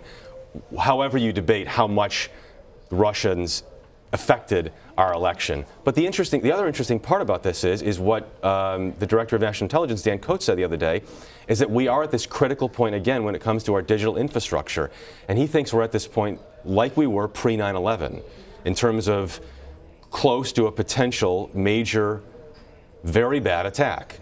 And that's the kind of those are the signs they're seeing from the Russians and the North Koreans and others again in terms of what they might be able to penetrate. And the North Koreans. And the world has changed in 17 years. So you attack, you carry out terror attacks in different ways than you did 20 years ago.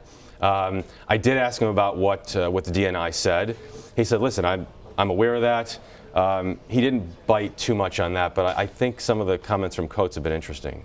So, as I mentioned earlier, you plan on interviewing the president on Wednesday. Given what he said to you this weekend and what we expect to see come out of this Russia meeting, give us a preview of what you're looking to hear from him. Yeah, I mean, we're going to be asking him about what happened in Helsinki here, what his sense of, he'll have talked about it a couple times. I think what's interesting and appealing for us is that we'll get a chance to talk to him at the White House when I think he's had a chance to reset a little bit back here and figure out where things go sort of post-meeting, post-summit, whatever you care to call it, after this, and then what comes next with Vladimir Putin now that they will have met whatever it is, 3.5 times. We've been analyzing the body language because that's, all we really had at this initial meeting here that we saw. So I want to get a sense from you. Did he seem relaxed? He seemed like it's the same. So it's the president prefers to sit sort of just forward like this with the hands up,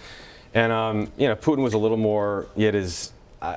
But in your interview with him prior to in the interview, it was the same. It was the way I expected him to sit, the way he always sits in all of these meetings, and for me, at least sitting across, I'm just trying to be comfortable and trying to make sure whoever it is I'm talking to is comfortable, and they're able to speak openly. But yeah, you can talk about the body language all day, all day long, right? Whether it's this, whether it's Putin and Trump meeting, it's super fascinating to speculate about. I'm not sure how much it actually means, but it is interesting. Right. Well, we look forward to this interview on Wednesday, Jeff. Thank you so much for sharing. Yeah, go ahead. And much more tonight on the Evening News. That's right. Great. We have yet to release most of this interview. There's a lot more to come. I think you'll see the president get a little more reflective, and there's other news I think that might be made. All right. All right. We'll look forward to that. Jeff Glor, thank you very much. Yeah.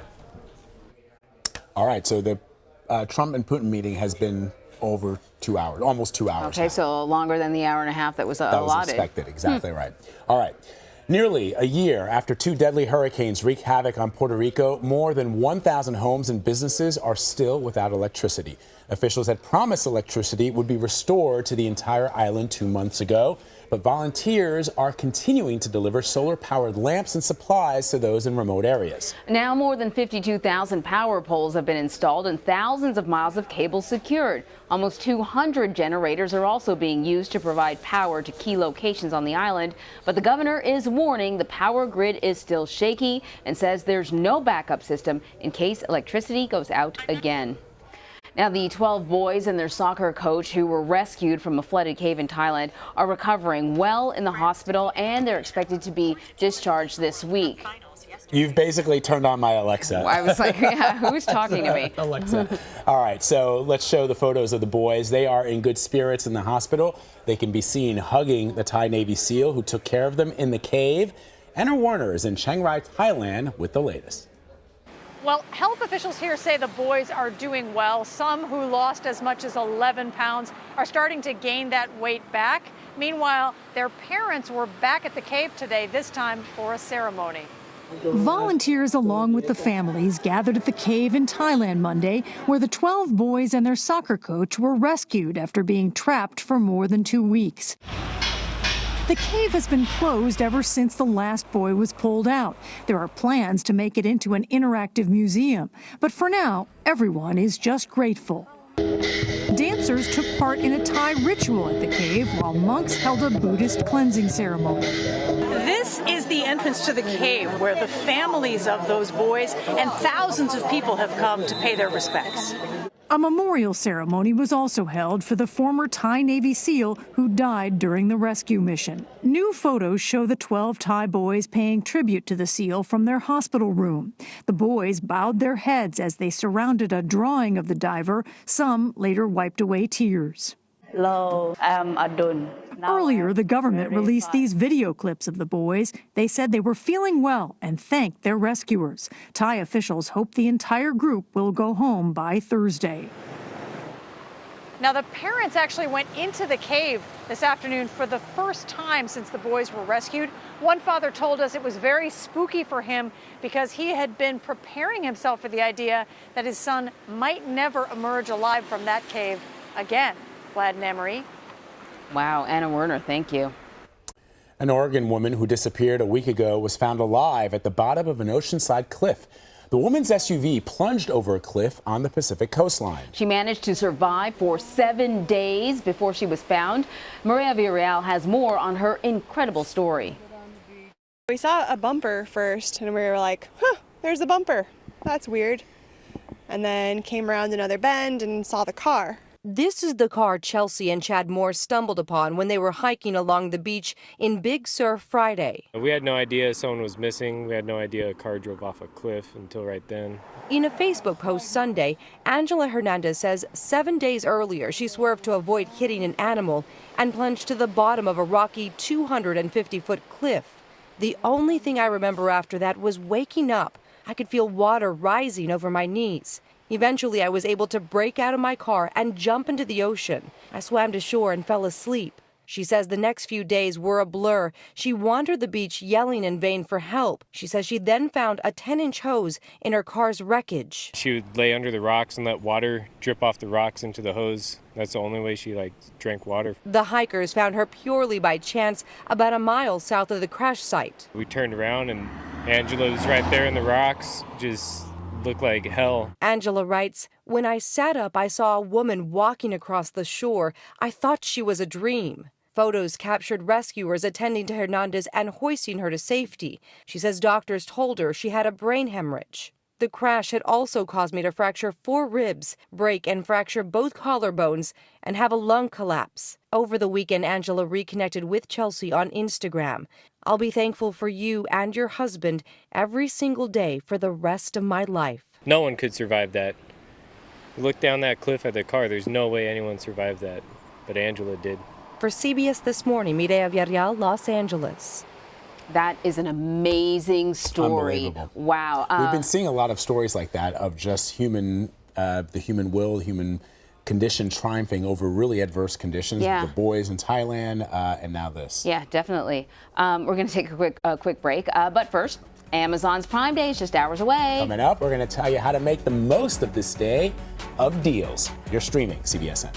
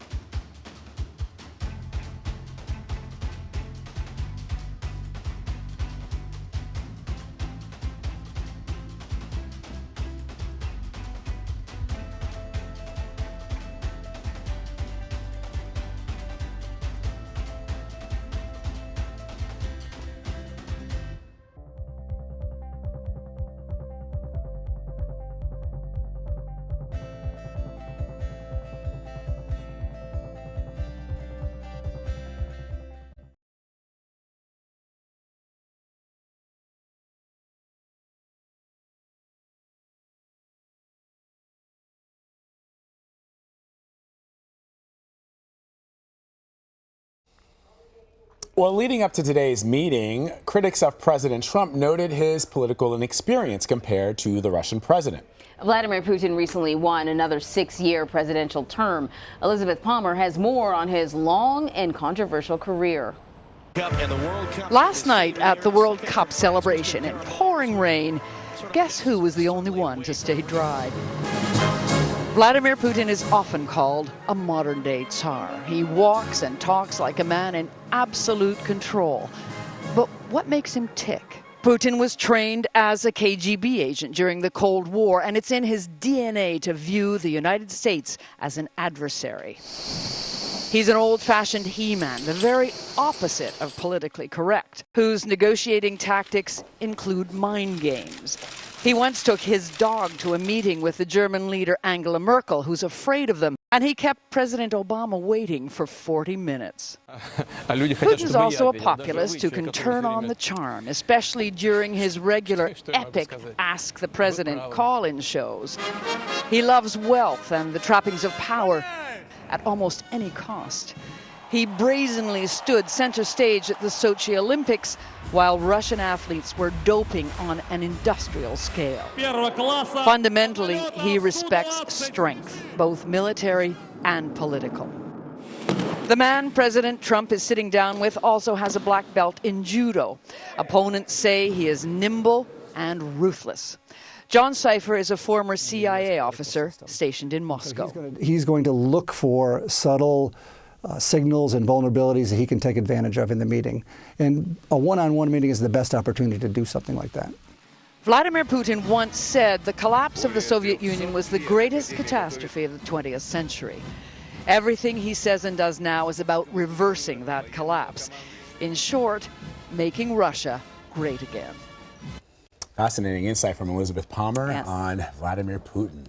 To Nicaragua now, where deadly violence is escalating across the country. At least 10 people were killed in new clashes between anti-government protesters and police over the weekend.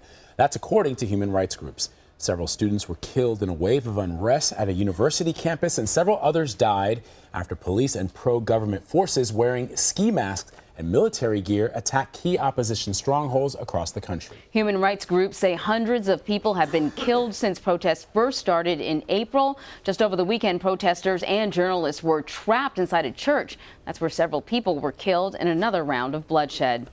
And we're going to take a quick break, but we've got a lot more news ahead. This is CBSN, CBS News, always on.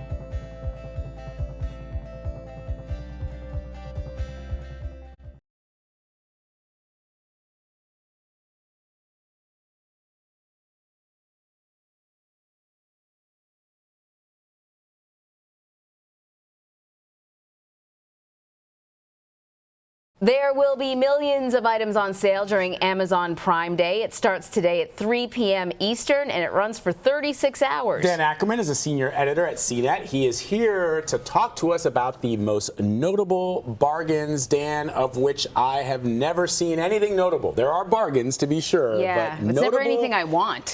It's more hype and maybe less payoff, but you still go there every year. You still click around for about an hour, and that's what they want. Well, they want that. I'm a Prime member. Are you a Prime member? Of course, please, can't live without it. So it's also a way to boost Prime membership, is it not? I mean, that's really the key thing. Every year they say Prime Day is the day when we signed up the most Prime members of the year, and that's important to them because that price keeps going up. $79, $99, $119. They got to add more and more stuff to get you to sign on and stay signed on, and give them that now $120 every year. So then, okay, so I do have an item in mind that I'm crossing my fingers that like an Echo, right?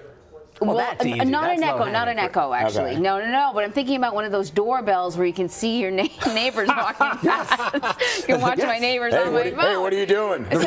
So give me an idea of some of the categories that it might be worthwhile looking. I literally just saw that this morning. Now, they're keeping a lot of the stuff secret until 3 p.m. Eastern because they want you to have that FOMO. They want you to go there I will not be yelling at my neighbors through my phone, by the way. But anyways, go ahead. Yes. Because they want you to go and search through everything because that's how they get you on the site. But they did tease some early deals on their iPhone and Android app. And I went there this morning and looked, and they actually had the Ring doorbell on there. Usually, I think like $250. Right now, $175. Go well, for there's it. Ring, there's Nest, there's okay. Yeah, Ring's like the big one for the see what people are doing. So that's actually an early deal. It's on sale right now. Oh, okay, I'll get on that. You picked the right thing. I did. Anne-Marie, all right. So is it more advantageous to wait for Prime Day or more advantageous to wait for Black Friday? Yeah, it depends on what you're shopping for. I just bought a big super fancy TV at long last, and I knew not to wait for Prime Day because they usually don't have super high-end, high-ticket items. That's where people, like a Black Friday you fight people for TVs and microwaves. And they'll have some TVs, but they're more the lower-end ones. I saw one they put up early. It's like a Toshiba 50-inch 4K TV, like $289. That's not bad. Wow. But it's not like an OLED TV that's normally like $2,000, $3,000. Right. It's the lower-end stuff. And, of course, those Echoes, especially the Dots,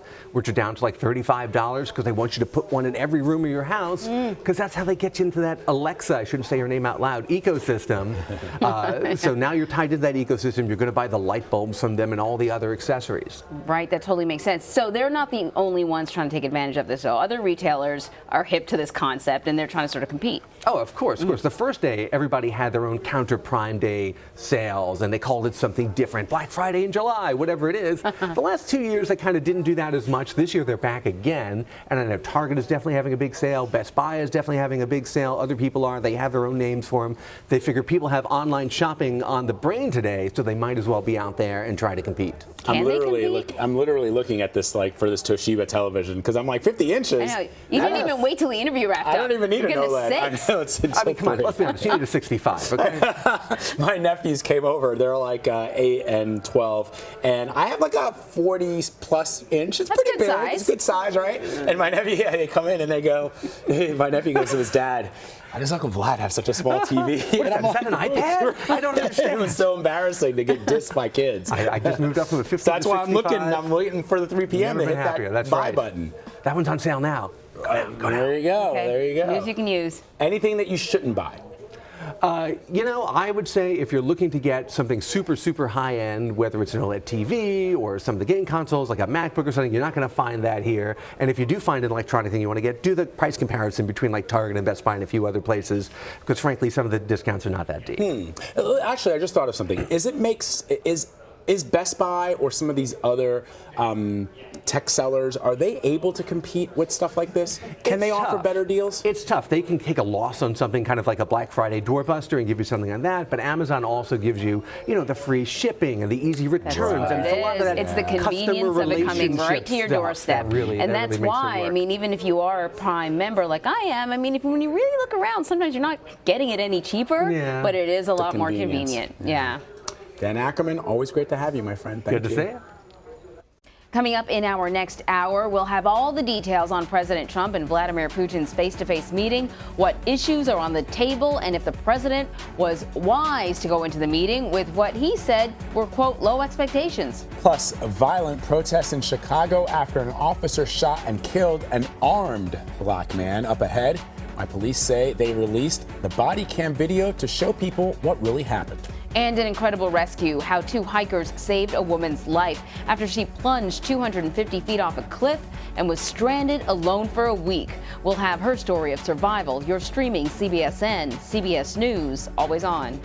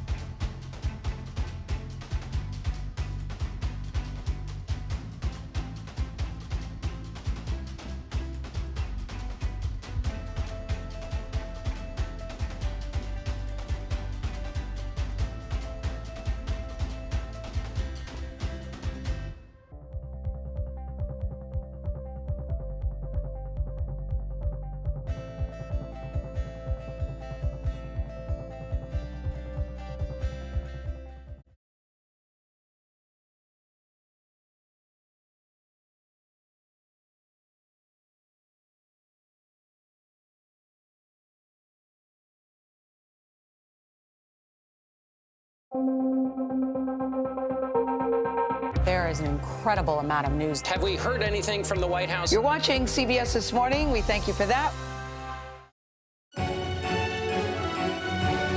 Hi, everyone. I'm Anne-Marie Green. And I'm Vladimir Duterte. Thanks for joining us. President Trump and Russian President Vladimir Putin met for more than 2 hours of high-stakes talks behind closed doors in Helsinki, Finland. President Trump called the meeting a, quote, very good start for everybody. He said earlier the world wants to see the U.S. and Russia get along and call the two nations the world's 2 great nuclear powers. Their meeting comes just days after the U.S. Justice Department charged 12 Russian intelligence officers for hacking into the Democratic National Committee during the 2016 election. Here's some of what the president had to say earlier.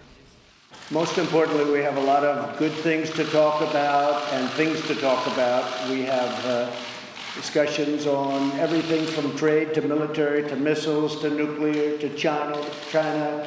We'll be talking a little bit about China. Our mutual friend, President Xi.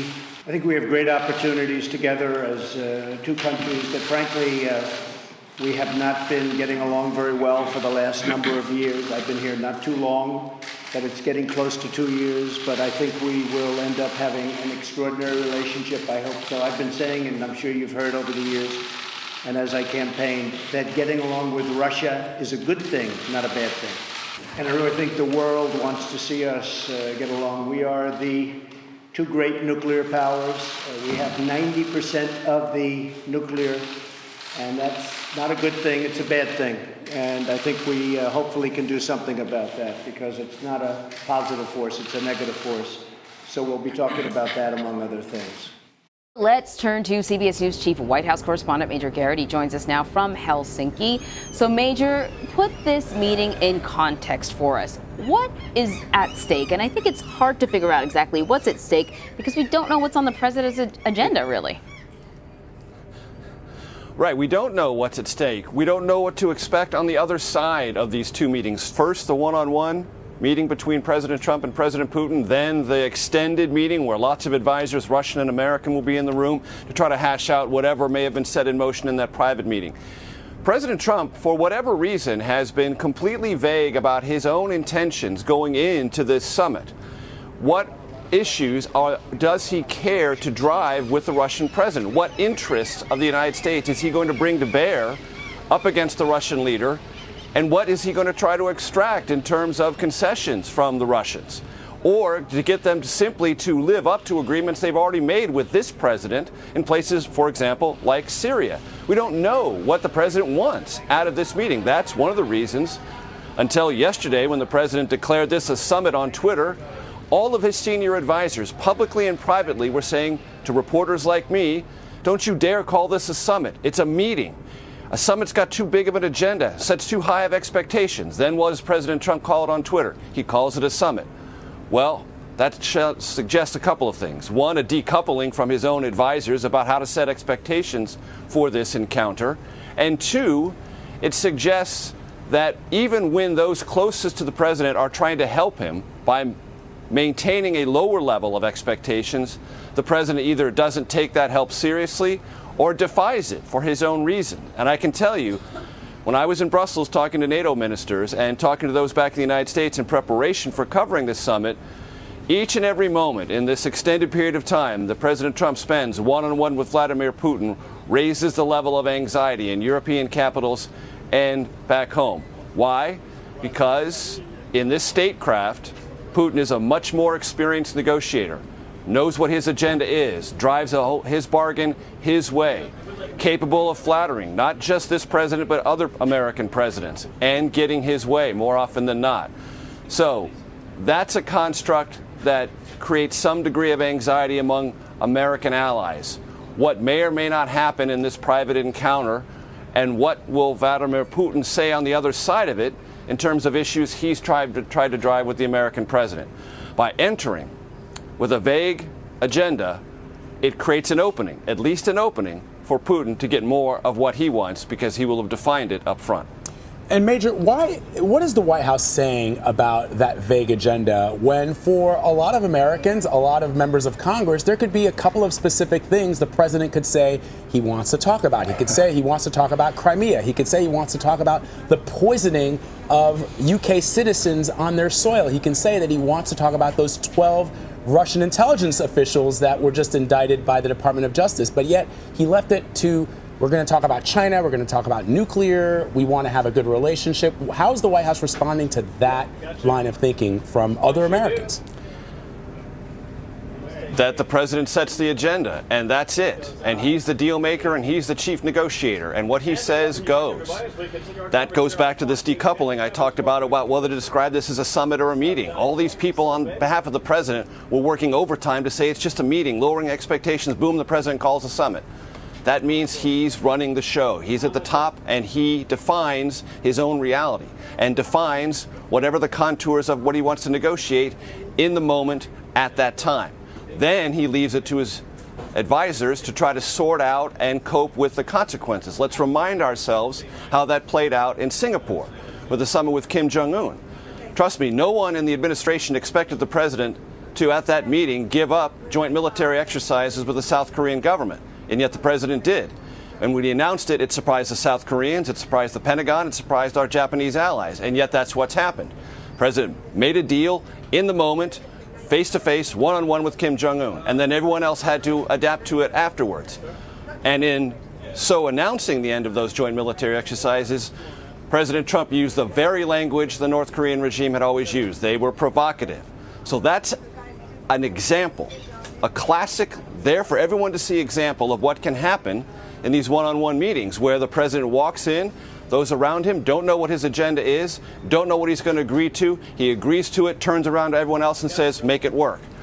So there is some, I guess, anticipation here in Helsinki. What is President Trump going to turn around and say to his advisors after this lengthy meeting with Putin and say, that's what I've agreed to, make it work? But to your point, Vlad, he's given no indication that he is passionately or even intellectually or politically motivated to drive this issue of Russian meddling in the election hard, past or present.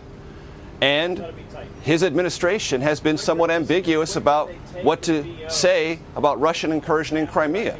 They haven't said they will recognize it officially, but they haven't ruled it out. That's an opening for the Russians. And I can tell you in Brussels, another big topic, it's not a huge issue, but it's one that's central to the future of the NATO alliance, joint military exercises in the Baltics. Vladimir Putin would like those to end.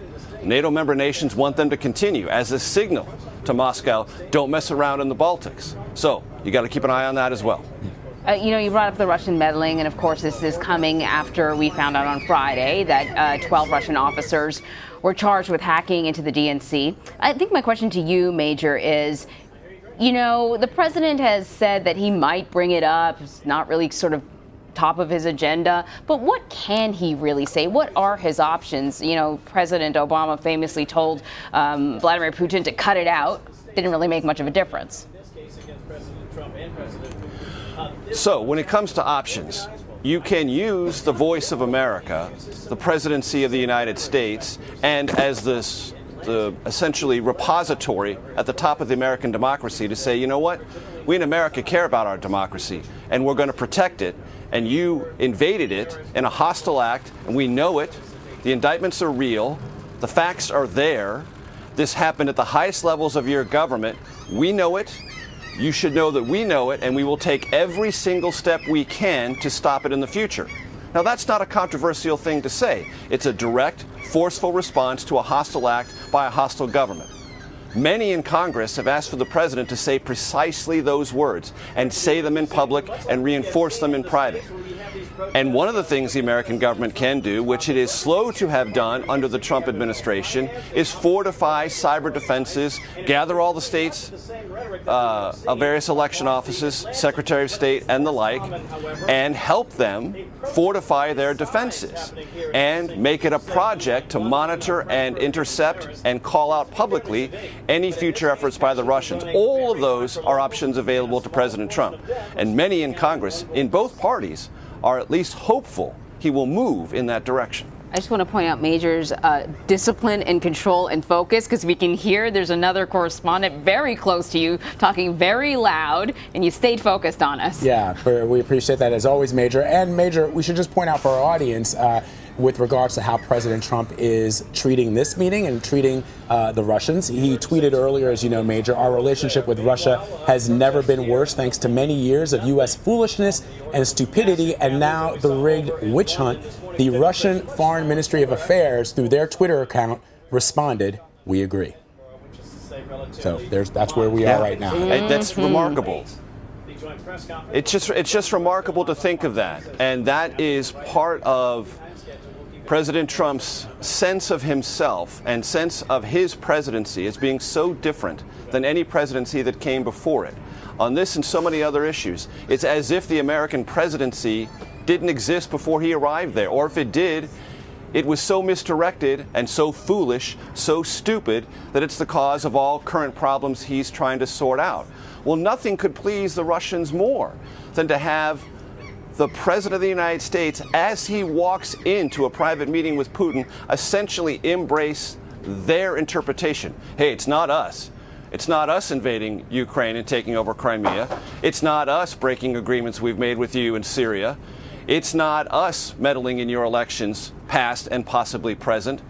It's not us, as you mentioned, Vlad, poisoning a British citizen in Britain. None of those things have harmed the U.S. relationship. It's those past American presidents.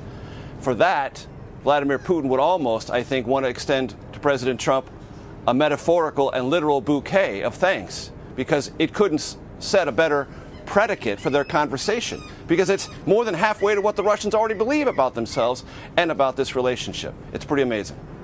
Indeed. Major Garrett in Helsinki for us. Major, thank you very much. You got it.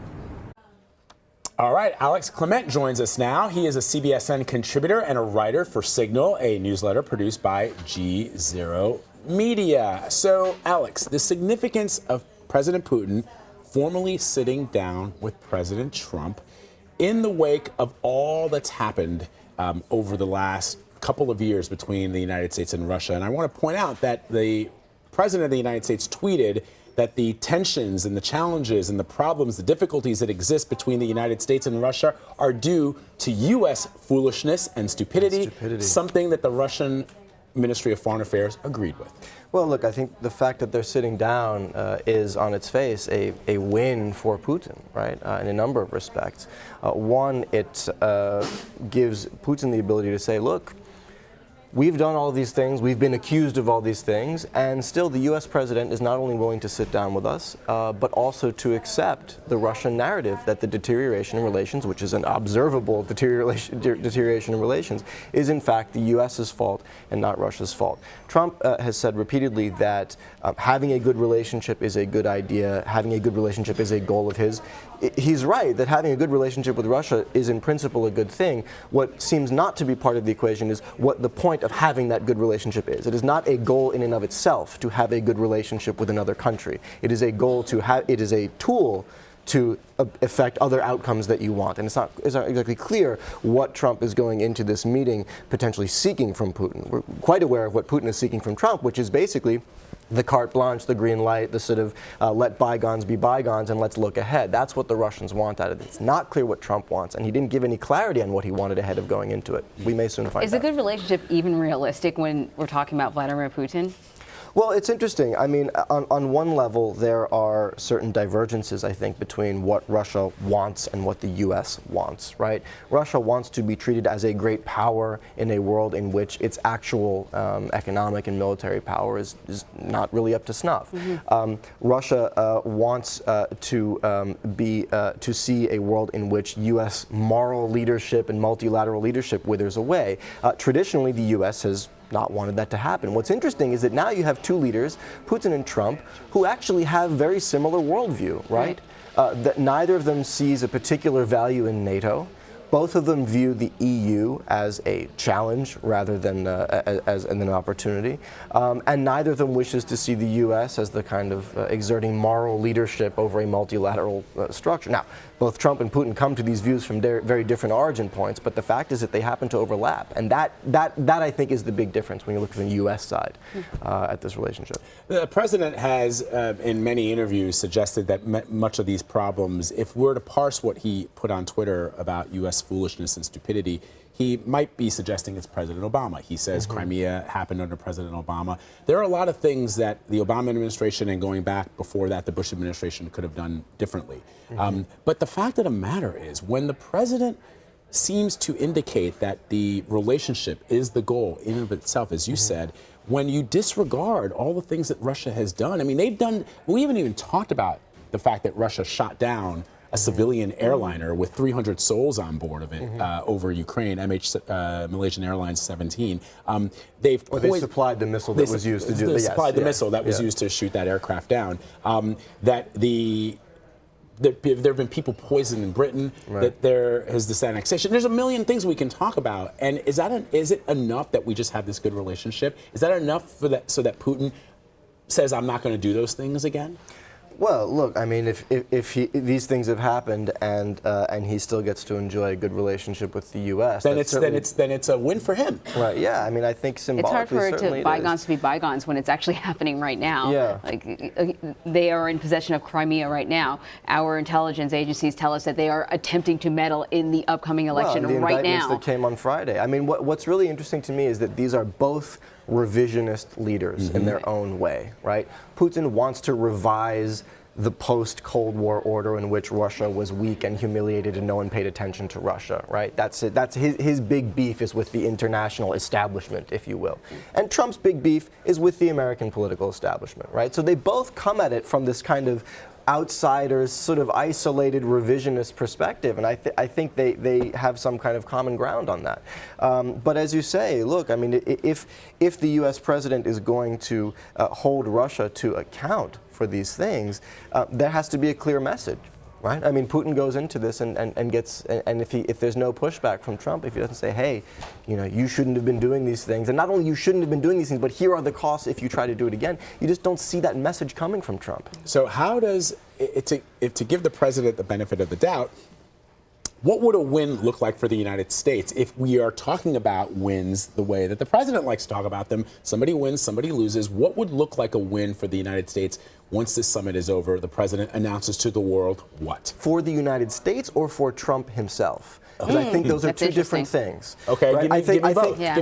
I think from, well, look, I mean, from Trump's perspective, he can come out of it saying, look, I broke all the taboos, you know, the fake news media is trying to convince you that Russia's our enemy, but I alone was able to move heaven and earth and sit down with Putin and start this relationship anew in a way that no other president has ever been able to, right?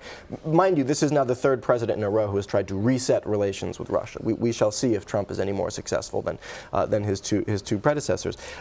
Look, a real win from the U.S. kind of broader national interest perspective, I think there's relatively little scope for that. But if we got progress on, say, a new arms treaty, new nuclear arms control, right? There are two treaties that are currently problems with the treaties. One is the START treaty, which needs to be renewed in 2021. Another one is an intermediate nuclear forces treaty that the Russians have been violating for several years. If you could get progress on that, that would be a win. If you could, you're never going to get Putin to say, hey, I'm really sorry about meddling in the elections and I'm willing to come clean about it. You're never going to get Putin to totally fold on Ukraine and say, you know what, you can have it. It's, you know, if NATO and the EU want to make Ukraine a member, go ahead. So I think the actual scope for U.S. to really have a big win out of this summit is actually pretty small. So I think it's mostly going to be a about little bit Trump. much ado about nothing if nothing really concrete is likely to come out of this? Well, again, we go back to what the symbolism is. Who wins most from the symbolism? I don't think anybody expected something serious and substantive to come out of it, least of all the president himself, right? President Trump. Right. He tried to set low expectations, right? He front-ran the idea that if the summit was a bust, it would be because the media was never giving him a fair shake.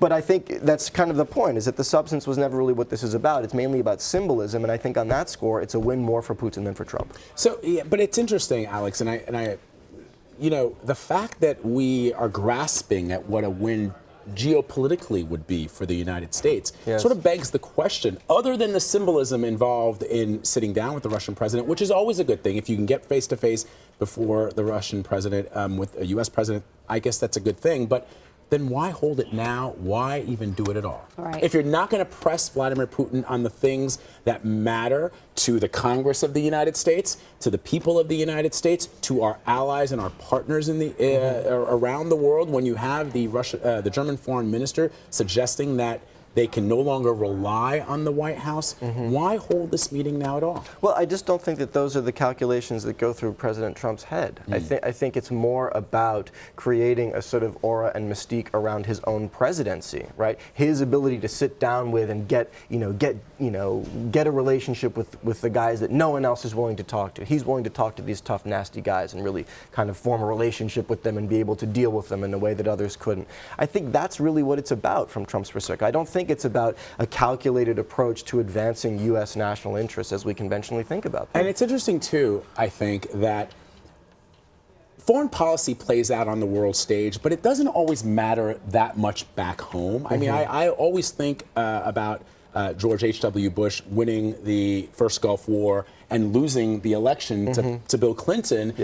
I remember I was in college at the time, or right out of college, and I remember thinking to myself, there's no way Bush loses to the governor of Arkansas, and yet he did, because Americans were very happy with the win, but it didn't really translate to any kind of significant victory back home during the elections. And I just sometimes wonder if a lot of this stuff, it looks great on Trump's resume, but it doesn't actually change anything here.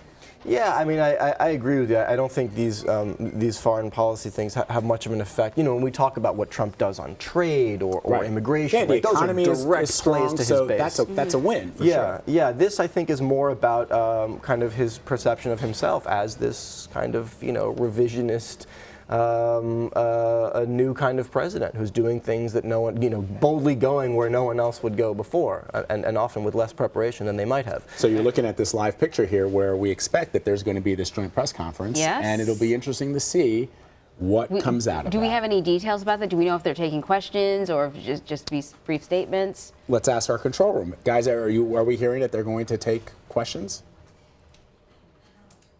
Yeah. Haven't heard yet. It'll be interesting. Okay. I mean, I think that my guess is not. Probably not. But you never know. I mean, the president likes to talk, and both presidents do like to talk. Vladimir Putin does. What is he? It's a weekly thing. I don't know if it's weekly, but Alex, It's a yearly thing where he does a Press. call-in show with the entire all of Russia. He sits there for 3-4 hours, Right. marathon thing. People call in, and he enjoys it. He seems to enjoy it. He enjoys it. He's very good at it. I mean, he's a real. He has a real. I covered Russia for many years. I mean, he has a real charisma with people, and you know, it's highly staged, of course. I mean, it's everything from, you know, a farmer in Siberia. You know, his seeds weren't delivered on time, right? So like Trump says, well, I will come deliver the seeds to you. Like, Putin. Sorry, yes. Putin says, indict me, Vlad, indict me. But both presidents are very good with the media. They understand. Well, they have a lot of in very similarities, different ways. right? We were Yeah. talking about this earlier. From their make our country, whatever country, Russia or America great again, to their sort of sense of being outsiders and rule breakers, shaking things up, and even sort of their the projection of being sort of strong men, right? Not necessarily a strong man in the traditional sense of the way for our president, but they have so many similarities in so many ways, just very different agendas. Yeah, I think. and I mean, I interviewed the president when he was right before he announced his candidacy for the presidency, and he has this way of knowing, you know, when the cameras are on, you know, how to talk to you when he's on camera, and how he talks to you off camera is very, very different. And you know, he's charismatic, he's interesting, he's genteel, he flatters you, and that, I think, is a real strong understanding of how the media ticks, which is perhaps why he, like Vladimir Putin, has been so aggressive with the media, because Trump knows how the media works, having been a media darling for so many years, almost his whole life, that he has disdain for it. Look, I think both of these guys are. Putin in his autobiography, he describes a moment when a childhood friend of his asks him what it is that he does for a living. This is when he's in the KGB, and he says, Sergei, I'm a specialist in human relations. Right, and I think, you know, that's a kind of, on the one hand, you know, being a spy is being a specialist in human right, understanding how to work people, how to get people, how to develop sources, how to develop information. Trump is also a specialist in human relations, not because he's a spy, but because he's a real estate tycoon in New York City who made his money in this city in the 1980s, right? I mean, the guy knows how to deal with people on a certain level, and he views the relationship as the thing itself, as the goal itself. We were just talking about. Yeah. He says having a relationship with Putin is great. Talks about we have a great relationship. Me and Kim Jong, we have a great relationship. It's a kind of transactional sort of relationship approach to politics, in which, you know, from two completely different origin points, Putin and Trump both share. They're both specialists in human relations. That's so interesting. Alex Clement, thank you very much. Pleasure as always. Newly released body cam video shows the moments before the deadly police shooting of an armed black man in Chicago. The video appears to show 37-year-old Harith Augustus reach for his gun before an officer opens fire and kills him. Several demonstrators were arrested after clashes with police near the shooting scene Saturday. Dean Reynolds is following the latest. In the silent police video, 4 officers approach Harith Augustus on a Southside Chicago sidewalk. He pulls away when one officer tries to grab his wrist, revealing what police say is a semi-automatic weapon on his right hip. An officer opened fire when he appeared to reach for a gun. Decision to use lethal force is made in a split second, and is based on the safety of the officer and also that surrounding community. People who knew Augustus say he worked as a barber and had a 5-year-old daughter. People here are angry because this was a member of the community. He wasn't a bad person. Demonstrators converged near the shooting site Saturday, throwing bottles and trash, jumping on a squad car, and clashing with officers who responded with batons. There were 4 arrests and some officers were hurt. How many shots? 16 shots! Yesterday, dozens gathered again for a march. We do believe in justice, and we have to make sure that we come together as a people. Some protesters said Saturday's incident was reminiscent of the deadly police shooting of 17-year-old Laquan McDonald in 2014. McDonald was shot 16 times as he walked away from police and was armed only with a pocket knife. Police video of that incident wasn't made public for more than a year. Police say video of Saturday's shooting shows a key difference. This was not an unarmed individual. The individual was armed. Now, why he chose to do what he did, I don't know. Well, coming up after a break, while the Thai soccer team continues to recover at the hospital, they've reunited with one of the rescuers that kept them safe inside the cave. And a woman who plunged hundreds of feet over a cliff in California tells her incredible story of survival. You will not want to miss this. Keep it right here. You're streaming CBSN. CBS News, always on.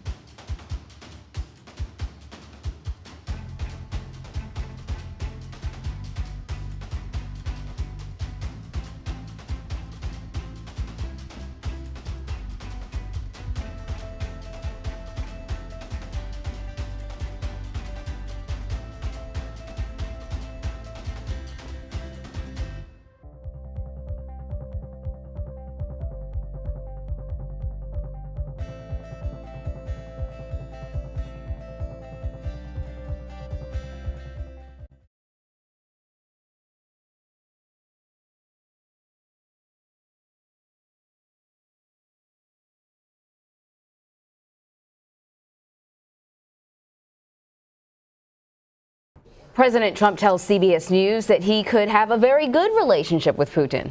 Before today's meeting, Mr. Trump spoke with CBS Evening News anchor Jeff Glor at Trump Turnberry Resort in Scotland. Take a listen. What's your goal from the Putin meeting? I'll let you know after the meeting. I have absolutely, it was mutually agreed. Let's have a meeting. I think it's a good thing to meet. I do believe in meetings. I believe that having a meeting with Chairman Kim was a good thing. I think having meetings with the president of China was a very good thing. I believe it's really good. So having meetings with Russia, China, North Korea, I believe in it. Nothing bad's going to come out of it, and maybe some good will come out. But I go in with low expectations. I'm not going in with high expectations. I can't tell you what's going to happen, but I can tell you what I'll be asking for, and we'll see if something comes of it. The Russians who were indicted, would you ask Putin to send them here? Well, I might. I hadn't thought of that, but certainly I'll be asking about it. But again, this was during the Obama administration. They were doing whatever it was during the Obama administration. And I heard that they were trying, or people were trying to hack into the RNC too, the Republican National Committee. But we had much better defenses. I've been told that by a number of people. We had much better defenses, so they couldn't. I think the DNC should be ashamed of themselves for allowing themselves to be hacked. they had bad defenses and they were able to be hacked. But I heard they were trying to hack the Republicans too. But, and this may be wrong, but they had much stronger defenses. And Jeff Glor is here with us now. Good to see you. Good to be here. So this was such a fascinating interview, and I know that you're going to be interviewing the president again on Wednesday in Washington, in the White House. And, you know, your meet and greet with the president made headlines around the world because the president of the United States suggested in anticipation of this meeting that the foe, his foe, the way he saw it, was the European Union, and he called Russia a competitor. Yeah, this is not a plain question. It sort of just came up during the course of the conversation as we were talking about NATO. And I said, you know, who's your biggest competitor right now, your biggest foe globally? And the first thing he said was the European Union. Now, he did follow that up with China and Russia as well. And I followed up with him. I said, some people might be surprised to hear you say the EU first. And he really doubled down. I mean, there is this intense focus right now on trying to increase these NATO payments and on redoing these trade deals. So in that sense, I believe that this White House and this president see the European Union as a foe in that sense, that it's something that they have to, not an enemy in war, but certainly something that they believe has to be dealt with immediately. Did you get a sense of what he would consider a win coming out of this summit or meeting, considering he sort of said to you that he didn't have an agenda going into it? So the president, I mean, he clearly, he does like these one-on-one settings and does believe that he can get a read on someone fairly quickly, but that you get to know someone even better the more time you spend with them. So I do think whether it's Vladimir Putin or Angela Merkel or Emmanuel Macron, however those relationships have gone, he does want to spend more time in those one-on-one settings to assess them. In terms of the goals here, yes. Does he want to have more of an open conversation and just see how it goes? Yeah, I think so. Does Vladimir Putin probably have a more concrete agenda in terms of deliverables that he wants? Yeah. Are those workable between them? Sure, we'll have to see. I think what's going to be really interesting to see is who both of them, especially President Trump, speak to before they go to this joint press conference, and then how long that press conference is. I mean, there was this fascinating, exhaustive, long press conference after Singapore, right, where he went out. It was an hour and 15 minutes. Is that going to happen post-Putin meeting? And what will he say? Right. The other interesting, I think, that question that you asked, which got a even more peculiar response from the president, you asked him about those Russian nationals who've been indicted. The United States doesn't have an extradition treaty with Russia. The only way to get those individuals in U.S. courts to face justice is for the president of the United States to ask the Russian president, and he said to you that he hadn't thought of doing that. Yeah, it's not just the ones who were indicted in this round, but the last one, too. So you're talking about a couple dozen now, potentially, who would be extradited. It is hard to see a world, as you know, Vlad, in which Putin would send them here. Never happened. But the question is how much pressure is applied, how that request is made, whether there's any wiggle room to have that done. Again, hard to see that happening in any way. But he said he would think about it and now would ask Putin about it. You know, it certainly seems like when it comes to the Russia investigation, or at least Russian meddling, that topic, it's connected to the Russia investigation for him. He can't kind of separate the two, and he repeatedly called it a witch hunt again. I think that I do think the separation for him, and I do think it's important to talk about, is that the meddling in the Russian interference is one thing. I think he says it's a witch hunt when he talks about how it just going after him in particular, and that, you know, he didn't necessarily do anything wrong. However you debate how much Russians affected our election. But the other interesting part about this is what the Director of National Intelligence, Dan Coats, said the other day, is that we are at this critical point again when it comes to our digital infrastructure. And he thinks we're at this point like we were pre-9/11 in terms of close to a potential major, very bad attack. And that's the kind of, those are the signs they're seeing from the Russians and the North Koreans and others again, in terms of what they might be able to penetrate. And the North Koreans. And the world has changed in 17 years. So you attack, you carry out terror attacks in different ways than you did 20 years ago. I did ask him about what the DNI said. He said, listen, I'm aware of that. He didn't bite too much on that, but I think some of the comments from Coates have been interesting. So, as I mentioned earlier, you plan on interviewing the president on Wednesday. Given what he said to you this weekend and what we expect to see come out of this Russia meeting, give us a preview of what you're looking to hear from him. Yeah, I mean, we're going to be asking him about what happened in Helsinki here, what his sense of, he'll have talked about it a couple times. I think what's interesting and appealing for us is that we'll get a chance to talk to him, at the White House when I think he's had a chance to reset a little bit back here and figure out where things go sort of post-meeting, post-summit, whatever you care to call it, right. After this, and then what comes next with Vladimir Putin now that they will have met, whatever it is, three and a half times. We've been analyzing the body language because that's, all we really had at this initial meeting here that we saw. So I want to get a sense from you. Did he seem relaxed? He seemed like it's the same. So it's, the president, prefers to sit sort of just forward like this with the hands. And, Putin was a little more, yet is...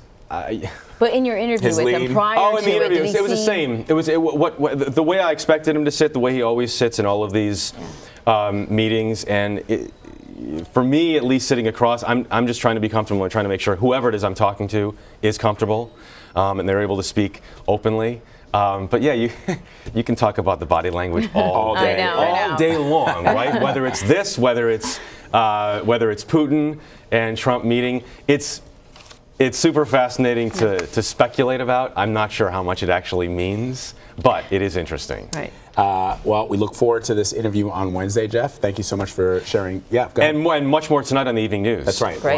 We have yet to release most of this interview. There's a lot more to come. I think you'll see the president get a little more reflective, and there's other news I think that might be made. All right. All right. We'll look forward to that. Jeff Glor, thank you very much. Yeah.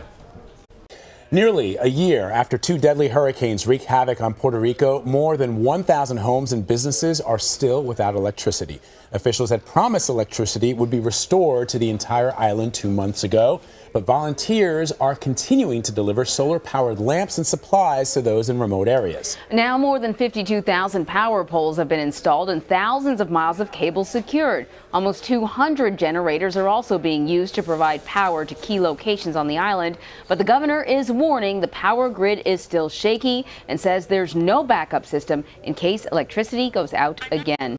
Now, the 12 boys and their soccer coach who were rescued from a flooded cave in Thailand are recovering well in the hospital, and they're expected to be discharged this week.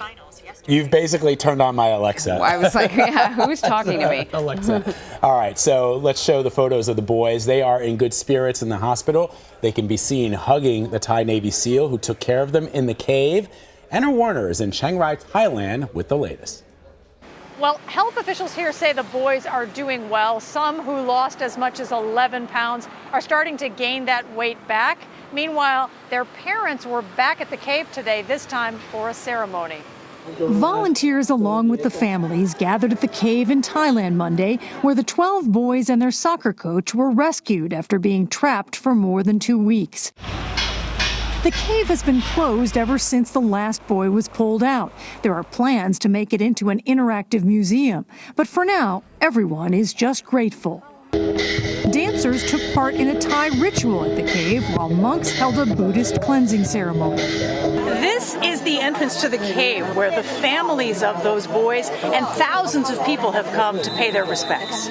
A memorial ceremony was also held for the former Thai Navy SEAL who died during the rescue mission. New photos show the 12 Thai boys paying tribute to the SEAL from their hospital room. The boys bowed their heads as they surrounded a drawing of the diver. Some later wiped away tears. Hello, I'm Adun. Earlier, the government released these video clips of the boys. They said they were feeling well and thanked their rescuers. Thai officials hope the entire group will go home by Thursday. Now, the parents actually went into the cave this afternoon for the first time since the boys were rescued. One father told us it was very spooky for him because he had been preparing himself for the idea that his son might never emerge alive from that cave again. Vlad and Emery. Wow, Anna Werner, thank you. An Oregon woman who disappeared a week ago was found alive at the bottom of an oceanside cliff. The woman's SUV plunged over a cliff on the Pacific coastline. She managed to survive for 7 days before she was found. Maria Villarreal has more on her incredible story. We saw a bumper first and we were like, huh, there's a bumper. That's weird. And then came around another bend and saw the car. This is the car Chelsea and Chad Moore stumbled upon when they were hiking along the beach in Big Sur Friday. We had no idea someone was missing. We had no idea a car drove off a cliff until right then. In a Facebook post Sunday, Angela Hernandez says 7 days earlier she swerved to avoid hitting an animal and plunged to the bottom of a rocky 250-foot cliff. The only thing I remember after that was